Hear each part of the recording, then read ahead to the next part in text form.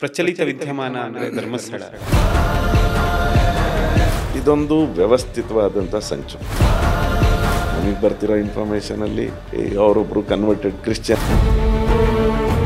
ಈಗ ಸೌಜನ್ಯ ಪರ ಹೋರಾಟ ಮಾಡೋದು ಕಣ್ಣಾರೆ ನೋಡಿರೋವಂಥದ್ದು. ಹಿಂದೂ ಧರ್ಮಕ್ಕೆ ಪೆಟ್ಟು ಕೊಡಬೇಕು ನಮಗೆ ಗೊತ್ತೇ ಆಗಲಿಲ್ಲ ಅವ್ರು ಯಾವಾಗ ವಿಚಾರಣೆ ಮಾಡಿದ್ರು ಅಂತ. ಒಂದು ಹೆಣ್ಣು ಮಗಳಿಗೆ ಅನ್ಯಾಯ ಆಗಿದೆ,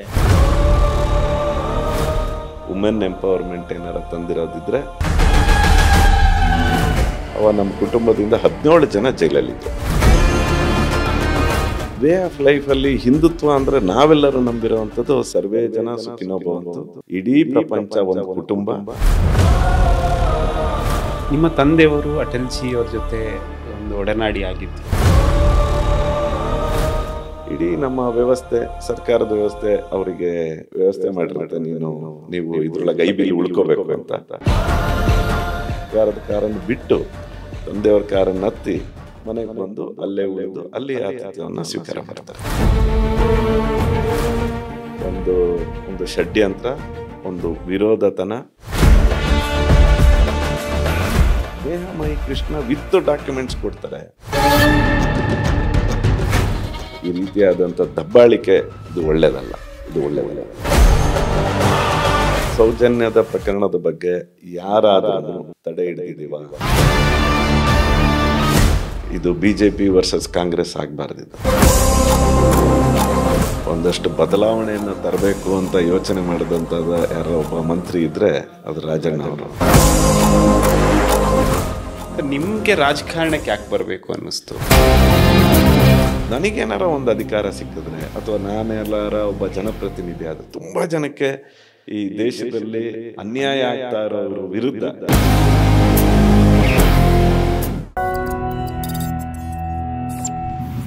ವೀಕ್ಷಕರೇ ನಮಸ್ಕಾರ. ಇನ್ಸೈಟ್ ರಶ್ ಪಾಡ್ಕಾಸ್ಟ್ಗೆ ಸ್ವಾಗತ. ನನ್ನ ಜೊತೆ ಇವತ್ತೊಬ್ಬರು ವಿಶೇಷವಾದಂಥ ಅತಿಥಿ ಇದ್ದಾರೆ. RSSನ ಆದರ್ಶಗಳೇನು ಅನ್ನೋದನ್ನು ಇವರ ಕುಟುಂಬ ನೋಡಿ ಕಲಿಬೇಕು. ಬರೀ ಮಾತಿಗಲ್ಲ, RSSನ ತತ್ವಗಳನ್ನು ಇವರು ಜೀವನದಲ್ಲಿ ಕೂಡ ಅಳವಡಿಸಿಕೊಂಡಿದ್ದಾರೆ. ಇವರ ತಂದೆಯವರಿರ್ಬೋದು, ಇವರಿರ್ಬೋದು, ಅಥವಾ ಇವರ ಕುಟುಂಬದವರಿರ್ಬೋದು. ಹೌದು, ನಾನು ಮಾತಾಡ್ತಾ ಇರೋದು ವಿಧಾನ ಪರಿಷತ್ ಸದಸ್ಯರು ಆದಂಥ DS ಅರುಣ್ ಅವ್ರ ಬಗ್ಗೆ. ಸರ್, ಕಾರ್ಯಕ್ರಮಕ್ಕೆ ಸ್ವಾಗತ. ನಾನು ಹೇಳ್ದಂಗೆ ನಿಮ್ಮ ಪರಿವಾರ ಒಂದು ಸಂಘ ಪರಿವಾರದ ಹಿನ್ನೆಲೆಯಿಂದ ಬಂದಂಥದ್ದು.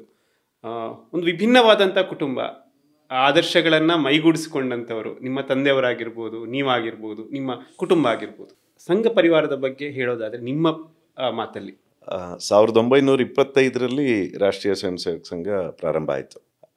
ಅಂದರೆ ಪ್ರಾರಂಭದ ದಿನಗಳಿಗಿಂತ ಆದಮೇಲೆ, ಅಂದರೆ ದಕ್ಷಿಣ ಭಾರತಕ್ಕೆ ಬರೋ ಅಷ್ಟೊತ್ತಿಗೆ ಒಂದು ಸ್ವಲ್ಪ ಸಮಯ ಆಯಿತು. ನಮ್ಮ ಕುಟುಂಬದವರು ಈ ರಾಷ್ಟ್ರೀಯ ಸ್ವಯಂ ಸೇವಕ ಸಂಘದ ಒಬ್ಬ ಸ್ವಯಂ ಸೇವಕನಾಗಬೇಕು ಅನ್ನುವಂಥದ್ದು ನಮಗೆ ಸ್ವಾತಂತ್ರ್ಯ ಬಂತು ಅದಕ್ಕಿಂತ ಮುಂಚಿತವಾಗೇ 1938-39ರಲ್ಲಿ ನಮ್ಮ ಕುಟುಂಬದ ಸದಸ್ಯರು ರಾಷ್ಟ್ರೀಯ ಸ್ವಯಂ ಸೇವಕ ಸಂಘದ ಸ್ವಯಂ ಸೇವಕರಾದರು.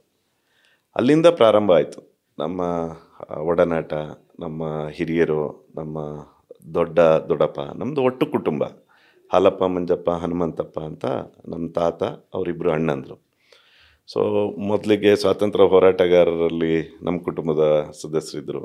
ಅದಾದಮೇಲೆ ರಾಷ್ಟ್ರೀಯ ಸ್ವಯಂ ಸೇವಕ ಸಂಘದ ಸಿದ್ಧಾಂತಗಳನ್ನು ಒಪ್ಪಿ ಅದಕ್ಕೆ ಜೋಡಣೆ ಆಯಿತು.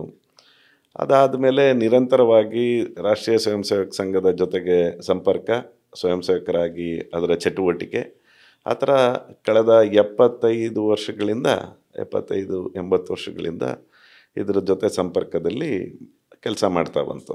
ಆಮೇಲೆ 50ರ ನಂತರ ಜನಸಂಘ ಪ್ರಾರಂಭ ಆಯಿತು. ಜನಸಂಘದಲ್ಲಿ ನಮ್ಮ ತಂದೆಯವರು ರಾಜ್ಯ ಪ್ರಧಾನ ಕಾರ್ಯದರ್ಶಿ ಆಗಿದ್ದರು. ವಿವಿಧ ಹುದ್ದೆಗಳನ್ನು, ಚುನಾವಣೆಗಳನ್ನು ಎದುರಿಸಿದ್ರು. ಜನಸಂಘದಿಂದ ಚುನಾವಣೆ, ಜನತಾ ಪಕ್ಷ ಆಯಿತು, ಆಮೇಲೆ ಅದರಿಂದ ಚುನಾವಣೆ. ಅದಾದಮೇಲೆ ಭಾರತೀಯ ಜನತಾ ಪಕ್ಷ ಪ್ರಾರಂಭ ಆಯಿತು. ರಾಷ್ಟ್ರೀಯ ಸ್ವಯಂ ಸೇವಕ ಸಂಘದಲ್ಲಿ ನಮ್ಮ ಕುಟುಂಬದ ಹಲವಾರು ಜನ, 20ಕ್ಕಿಂತ ಹೆಚ್ಚು ಜನ ಸ್ವಯಂ ಸೇವಕರಾಗಿ ಕೆಲಸ ಮಾಡ್ತಾಯಿದ್ರು. ವಿಶೇಷವಾಗಿ 1975ನಲ್ಲಿ ಇಂದಿರಾ ಗಾಂಧಿಯವರು ಎಮರ್ಜೆನ್ಸಿನ ಲಾಗು ಮಾಡ್ತಾರೆ. ನಮ್ಮ ಕುಟುಂಬದಿಂದ 17 ಜನ ಜೈಲಲ್ಲಿದ್ದರು. 17 ಜನ. ಅದರೊಳಗಡೆ 3 ಜನ ಮೀಸಾದ ಅಡಿಯಲ್ಲಿ 19 ತಿಂಗಳು ಜೈಲಲ್ಲಿದ್ದರು. 19 ತಿಂಗಳು ಜೈಲಲ್ಲಿ ಏನು ಭಾರತ್ ಮಾತಾ ಕಿ ಜೈ, ಈ ದೇಶದ ಪ್ರಜಾಪ್ರಭುತ್ವ ಸಂವಿಧಾನವನ್ನು ಉಳಿಸ್ಬೇಕು ಅನ್ನೋಂಥ ಹೋರಾಟದಲ್ಲಿ ಆ ಸಂದರ್ಭದಲ್ಲಿ 19 ತಿಂಗಳು. ಹೀಗೆ ಅಲ್ಲಿಯ ಚಟುವಟಿಕೆ ಮತ್ತು RSSನ ಎಲ್ಲ ರೀತಿಯಾದಂತಹ ಸಹಕಾರ, ಇಡೀ ನಮ್ಮ ಮನೆ, ನಮ್ಮ ಕುಟುಂಬ ಅದಕ್ಕೆ ಸಹಕಾರವನ್ನು ಕೊಡ್ತಾ ಬಂತು. ಈಗಲೂ ಅದರೊಳಗಡೆ ಪ್ರಚಾರಕರಾಗಿ ಕಳೆದ 55 ವರ್ಷದಿಂದ ಇರೋರಿದ್ದಾರೆ. ನಾವೆಲ್ಲ ಬೇಸಿಕಲಿ RSSನ ಸ್ವಯಂ ಸೇವಕರಾಗಿ ಕೆಲಸ ಮಾಡಿದಂಥವ್ರು. ಸರ್, ಆರ್ ಎಸ್ ಎಸ್ ಅಂದರೆ ಒಂದು ವಿರೋಧ ಮಾಡ್ತಾರೆ ಅಂತ ಹೇಳ್ತಾರೆ. ಇದು ಎಷ್ಟು ಸತ್ಯ, ಹೌದಾ ಇದು ಅಂತ? ಖಂಡಿತವಾಗ್ಲೂ ಇಲ್ಲ. ನನಗೆ ಬುದ್ಧಿ ಬಂದಾಗಿಂದ RSSನ ಶಾಖೆಗೆ ಹೋಗ್ತಾ ಇದ್ದಂಥವು ನಾನು. ನಮಗೆ ಯಾವತ್ತೂ ಯಾರ ಮೇಲೂ ಆ ಥರ ವಿರೋಧತನ ಅಥವಾ ಅವರನ್ನು ವಿರೋಧಿಸ್ಬೇಕು, ಇವರನ್ನು ವಿರೋಧಿಸ್ಬೇಕು ಅಥವಾ ಧರ್ಮದ ಬಗ್ಗೆ ಮಾತಾಡೋದು ಆ ಥರದ್ದು ಯಾವುದೇ ರೀತಿಯಾದಂಥ ನಮಗೆ ಸಂಸ್ಕಾರವನ್ನು ಕೊಡಲೇ ಇಲ್ಲ. ನಮಗೆ ಕೊಟ್ಟಿದ್ದಂಥದ್ದು ಉತ್ತಮವಾದಂಥ ಸಂಸ್ಕಾರ. ಪ್ರತಿಯೊಬ್ಬರೂ ಭ್ರಾತೃತ್ವದ ಯೋಚನೆಯಲ್ಲಿ ಮಾತಾಡಬೇಕು, ಸಮಸ್ಯೆಗಳಿಗೆ ಅವರ ಜೊತೆಗಿರಬೇಕು, ನಿಸ್ವಾರ್ಥವಾಗಿ ಕೆಲಸ ಮಾಡಬೇಕು ಅನ್ನೋವಂಥ ಮೂಲ ಉದ್ದೇಶ RSSದು. ಮತ್ತು ಎಲ್ಲ ಚಟುವಟಿಕೆಗಳು ಕೇವಲ ಯಾರೋ ಒಬ್ಬರಿಗೆ ಅಂತ ಮಾಡೋದಂಥದ್ದಿಲ್ಲ, ಇಡೀ ಸಮಾಜಕ್ಕೆ ಮಾಡಿದಂಥದ್ದು RSS. ಹಾಗಾಗಿ ಇದು ತಪ್ಪು ಕಲ್ಪನೆ ಮುಂಚೆಯಿಂದನೂ ಇದೆ. ಅದನ್ನು ನಾವು ನಮ್ಮ ಚಟುವಟಿಕೆ ಮುಖಾಂತರ ಅದನ್ನು ಸರಿಪಡಿಸ್ಕೋಬೋದು, ಬಿಟ್ಟರೆ ಇದನ್ನು ಹೇಳಿ ನಾವು ಸರಿಪಡಿಸ್ಕೊಳಕ್ಕಾಗಲ್ಲ. ಯಾಕಂದರೆ ಲಕ್ಷಾಂತರ ಚಟುವಟಿಕೆ RSSನಿಂದ ನಡೆಯುತ್ತೆ. ಅದು ಯಾವುದೋ ಒಂದು ಧರ್ಮಕ್ಕೆ ಸೇರಿದ್ದು ಅನ್ನೋಂಗೆ ಇಲ್ಲ. ಎಲ್ಲ ಧರ್ಮದವರಿಗೂ, ಇಡೀ ಹಿಂದೂ ಸಮಾಜದಲ್ಲಿರುವಂಥ ಪ್ರತಿಯೊಬ್ಬರಿಗೂ ಈ ಚಟುವಟಿಕೆಗಳನ್ನು ನಡೆಸುವಂಥದ್ದು ಇರುತ್ತೆ. ಹಾಗಿದ್ರೆ ಸರ್, ನಿಮ್ಮ ಪ್ರಕಾರ ಹಿಂದೂ ಸಮಾಜ ಅಂದರೆ ಏನು ಸರ್? ಹಿಂದುತ್ವ ಅಂದರೆ ಏನು? ಹಿಂದುತ್ವ ಅಂತಿದ್ದಂಗೆ ಇದೊಂದು ಧರ್ಮ ಅಂತ ಸುಮಾರು ಜನ ಭಾವನೆಗಳಿದ್ದಾವೆ. ಇದೊಂದು ವೇ ಆಫ್ ಲೈಫ್ ಅಷ್ಟೇ. ಇದು ವೇ ಆಫ್ ಲೈಫಲ್ಲಿ ಹಿಂದುತ್ವ ಅಂದರೆ ನಾವೆಲ್ಲರೂ ನಂಬಿರೋವಂಥದ್ದು ಸರ್ವೇ ಜನ ಸುಖಿನೋ ಭವಂತು, ಇಡೀ ಪ್ರಪಂಚ ಒಂದು ಕುಟುಂಬ, ಈ ರೀತಿ ಇರುವಂಥದ್ದು ನಮ್ಮದು 2 ಉದ್ದೇಶಗಳನ್ನು ಇಟ್ಕೊಂಡಿರುವಂಥದ್ದು. ಪ್ರತಿಯೊಬ್ಬರು ನಾವು ಒಂದು ಕುಟುಂಬದವರಾಗಿರಬೇಕು ಮತ್ತು ಎಲ್ಲರನ್ನೂ ನಾವು ಒಪ್ಪಬೇಕು, ಗೌರವಿಸಬೇಕು. ಎಲ್ಲ ನಿಮ್ಮ ಆಚಾರ ವಿಚಾರಗಳನ್ನು ನಿಮ್ಮದು ಬೇರೆ ಬೇರೆ ಯಾವುದೇ ಇದ್ರೂ ಅದನ್ನು ಗೌರವ ಕೊಡಬೇಕು ಅನ್ನುವಂಥದ್ದೇ ಮೂಲ ಹಿಂದುತ್ವದ ವಾದ ಇರುವಂಥದ್ದು. ಆದರೆ ಅದು ಧರ್ಮಕ್ಕೆ ಸೀಮಿತ ಆಗ್ತಾ ಇರೋವಂಥದ್ದು ಸರಿಯಲ್ಲ. ನಾವು ಹಿಂದೂಗಳು ಅಂದರೆ ನಾವು ಮುಸಲ್ಮಾನರನ್ನು, ಕ್ರಿಶ್ಚಿಯನ್ರನ್ನು, ಜೈನರನ್ನು, ಪರ್ಷಿಯನ್ರನ್ನು ಎಲ್ಲರನ್ನೂ ನಾವು ಈ ಹಿಂದೂ ಸಮಾಜದಲ್ಲಿ ನಾವು ಜೊತೆಗಿರಬೇಕು ಅನ್ನೋವಂಥದ್ದು ಮೂಲ ಉದ್ದೇಶ ನಮ್ಮದು. ಸರ್, ನಿಮ್ಮ ತಂದೆಯವರು ಅಟಲ್ಜಿ ಅವ್ರ ಜೊತೆ ಒಂದು ಒಡನಾಡಿ ಆಗಿದ್ದರು. ನಿಮ್ಮ ತಂದೆಯವ್ರಿಗೆ ಇತ್ತೀಚೆಗೆ ಮೋದಿಯವರು ಕಾಲ್ ಮಾಡಿದರು ಅಂತ. ಸರ್, ಅದ್ರ ಬಗ್ಗೆ ಏನು ಹೇಳ್ತೀರಾ? ಅಟಲ್ಜಿ ಅವರ ವ್ಯಕ್ತಿತ್ವ ಬಗ್ಗೆ ಇರ್ಬೋದು, ನಿಮ್ಮ ತಂದೆಯವರ ಒಡನಾಟ ಬಗ್ಗೆ ನಿಮ್ಗೇನು ಗೊತ್ತು ಅಂತ? ಅಟಲ್ಜಿಯವರಿಗೂ ತಂದೆಯವ್ರದ್ದು ಈ ಕರ್ನಾಟಕದಲ್ಲಿ ಅವರು ಕರ್ನಾಟಕಕ್ಕೆ ಬರ್ತಾರೆ ಅಂದರೆ ಅಟಲ್ಜಿಯವರು ತಂದೆಯವರಾದಂಥ ಶಂಕರಮೂರ್ತಿಯವರಿಗೆ ಮೊದಲಿಗೆ ಕಾಲ್ ಮಾಡಿ ನಾನು ಕರ್ನಾಟಕಕ್ಕೆ ಬರ್ತೀನಿ ಅನ್ನುವಂತಹ ಸಂಬಂಧದಿಂದ, ಅಂದರೆ ತಂದೆಯವರು ಜನಸಂಘದಲ್ಲಿ ಚುನಾವಣೆಯನ್ನು ಸ್ಪರ್ಧೆ ಮಾಡಿದ್ರು. ಆಮೇಲೆ ಜನತಾ ಪಾರ್ಟಿ ಆಯಿತು. ಜನತಾ ಪಾರ್ಟಿ ಆದಾಗಲೂ ಚುನಾವಣೆಯಲ್ಲಿ ಸ್ಪರ್ಧೆ ಮಾಡಿದ್ರು. ಅದಾದ ನಂತರ ಭಾರತೀಯ ಜನತಾ ಪಾರ್ಟಿಯಲ್ಲೂ ಕೂಡ ಚುನಾವಣೆಗಳನ್ನು, ಅಂದರೆ ಸಂಘಟನೆಯಲ್ಲಿ ತಂದೆಯವರು ಸುಮಾರು 60 ವರ್ಷದ ಹಿಂದೆ, 63 ವರ್ಷದ ಹಿಂದೆಯೇ ಮೊದಲಿಗೆ ಸ್ವಯಂ ಸೇವಕರಾಗಿ ತದನಂತರ ಜನಸಂಘದ ಜವಾಬ್ದಾರಿಗಳನ್ನು ತಗೊಂಡು, ಮತ್ತು ಅವರು ಕಾಲೇಜಿನ ವಿದ್ಯಾರ್ಥಿಯಾಗೆ ಸೆಂಟ್ರಲ್ ಕಾಲೇಜಿನಲ್ಲಿ ಅವರು ಚುನಾವಣೆಯನ್ನು, ಇಲ್ಲಿ BSc ಓದಬೇಕಾದ್ರೆ ಚುನಾವಣೆಯನ್ನು ಮಾಡಿದರು. ಇಲ್ಲಿ ಸೆಕ್ರೆಟರಿ ಆಗಿದ್ದರು ಸೆಂಟ್ರಲ್ ಕಾಲೇಜ್ ಬೆಂಗಳೂರಲ್ಲಿ. ತದನಂತರ ಅವರು ರಾಷ್ಟ್ರೀಯ RSS ಮತ್ತು ಜನಸಂಘದ ಕಾರ್ಯಕರ್ತನಾಗಿ ಒಬ್ಬ ಸಂಘಟನೆಯಲ್ಲಿ ಕೆಲಸ ಮಾಡ್ತಾ ಇದ್ದಾಗ ಅಟಲ್ಜಿಯವರು, ಅದ್ವಾನಿಜಿಯವರು ಅವರೆಲ್ಲರೂ ಹತ್ರಕ್ಕೆ ಆದರು. ಅವಾಗೆಲ್ಲ ಪ್ರಾರಂಭ ಆದಂಥ ದಿನಗಳು 80ರಲ್ಲಿ ಏನು ಭಾರತೀಯ ಜನತಾ ಪಾರ್ಟಿ ಆಯಿತು. ಭಾರತೀಯ ಜನತಾ ಪಾರ್ಟಿ ಆದಾಗಲೂ ಕೂಡ ಕರ್ನಾಟಕದಿಂದ ಆವಾಗ ಆ ಸಂದರ್ಭದಲ್ಲಿ ಇವತ್ತು ಬದುಕಿದ್ದಾರೆ ಅಂದರೆ ಇವರೊಬ್ಬರೇ. ಅಂದರೆ ಆ ಸಂದರ್ಭ ಜನಸಂಘದಿಂದ ನಾವು ಜನತಾ ಪಾರ್ಟಿಯಿಂದ ಯಾವಾಗ ಭಾರತೀಯ ಜನತಾ ಪಾರ್ಟಿ ಆಗುತ್ತೆ ಅವಾಗ ಹೋದಂಥ ಸಂದರ್ಭದಲ್ಲಿ ಇವರು ಕರ್ನಾಟಕನ ಲೀಡ್ ಮಾಡಿದರು. ಆ ಟೀಮನ್ನು ಲೀಡ್ ಮಾಡಿ ಅವಾಗ ಅಟಲ್ಜಿಯವರು ರಾಷ್ಟ್ರೀಯ ಅಧ್ಯಕ್ಷ ಆಗಬೇಕು ಅನ್ನುವಂಥ ಮೊದಲನೆಯ ರಾಷ್ಟ್ರೀಯ ಅಧ್ಯಕ್ಷ ಆಗಬೇಕು ಅಂತ ಸಂದರ್ಭದಲ್ಲಿ ಇದ್ದಾಗಲೂ ಕೂಡ ಅಟಲ್ಜಿಯವರು ಕರ್ನಾಟಕಕ್ಕೆ ಬಂದಾಗ ಆವಾಗ ಇಷ್ಟು ಹಿಂದಿ ಆಗಲಿ ಇಂಗ್ಲೀಷ್ ಆಗಲಿ ನಮ್ಮ ಒಟ್ಟು ಪ್ರವಾಸದಲ್ಲಿ ಅವರ ಭಾಷಣಗಳು ಅಷ್ಟೊಂದು ಕಷ್ಟ ಆಗ್ತಿತ್ತು ಜನರಿಗೆ ಅದನ್ನು ಅನುವಾದ ಮಾಡುವಂಥದ್ದು, ಬಳಕೆಯಲ್ಲಿರಲಿಲ್ಲ. ಹಾಗಾಗಿ ತಂದೆಯವರಿಗೆ ಹಿಂದಿ ಮತ್ತು ಇಂಗ್ಲೀಷು ಎರಡೂ ಚೆನ್ನಾಗಿ ಗೊತ್ತಿರೋ ಕಾರಣಕ್ಕೆ ಅನುವಾದವನ್ನು ಮಾಡೋರು. ಇಡೀ ಕರ್ನಾಟಕದಲ್ಲಿ ಎಲ್ಲ ಮೂಲೆಗಳಲ್ಲೂ ಅಟಲ್ಜಿಯವರು ಚುನಾವಣೆ ಸಂದರ್ಭ ಬೇರೆ ಬೇರೆ ಸಂದರ್ಭಗಳಲ್ಲೂ ಹೋದಾಗಲೂ ಕೂಡ ಅಟಲ್ಜಿಯವ್ರ ಜೊತೆ ಇದ್ದು ಅವರು ಕರ್ನಾಟಕಕ್ಕೆ ಬಂದಾಗ ಪ್ರವಾಸ ಇಡೀ ಅವರು ಇದ್ದಂಥ ಪ್ರವಾಸದಲ್ಲಿ ಇದ್ದು ಅವರ ಭಾಷಣವನ್ನು ಅನುವಾದ ಮಾಡೋರು. ಅದು ತುಂಬ ಅಟಲ್ಜಿಯವರಿಗೆ ಭಾಳ ಇಷ್ಟ.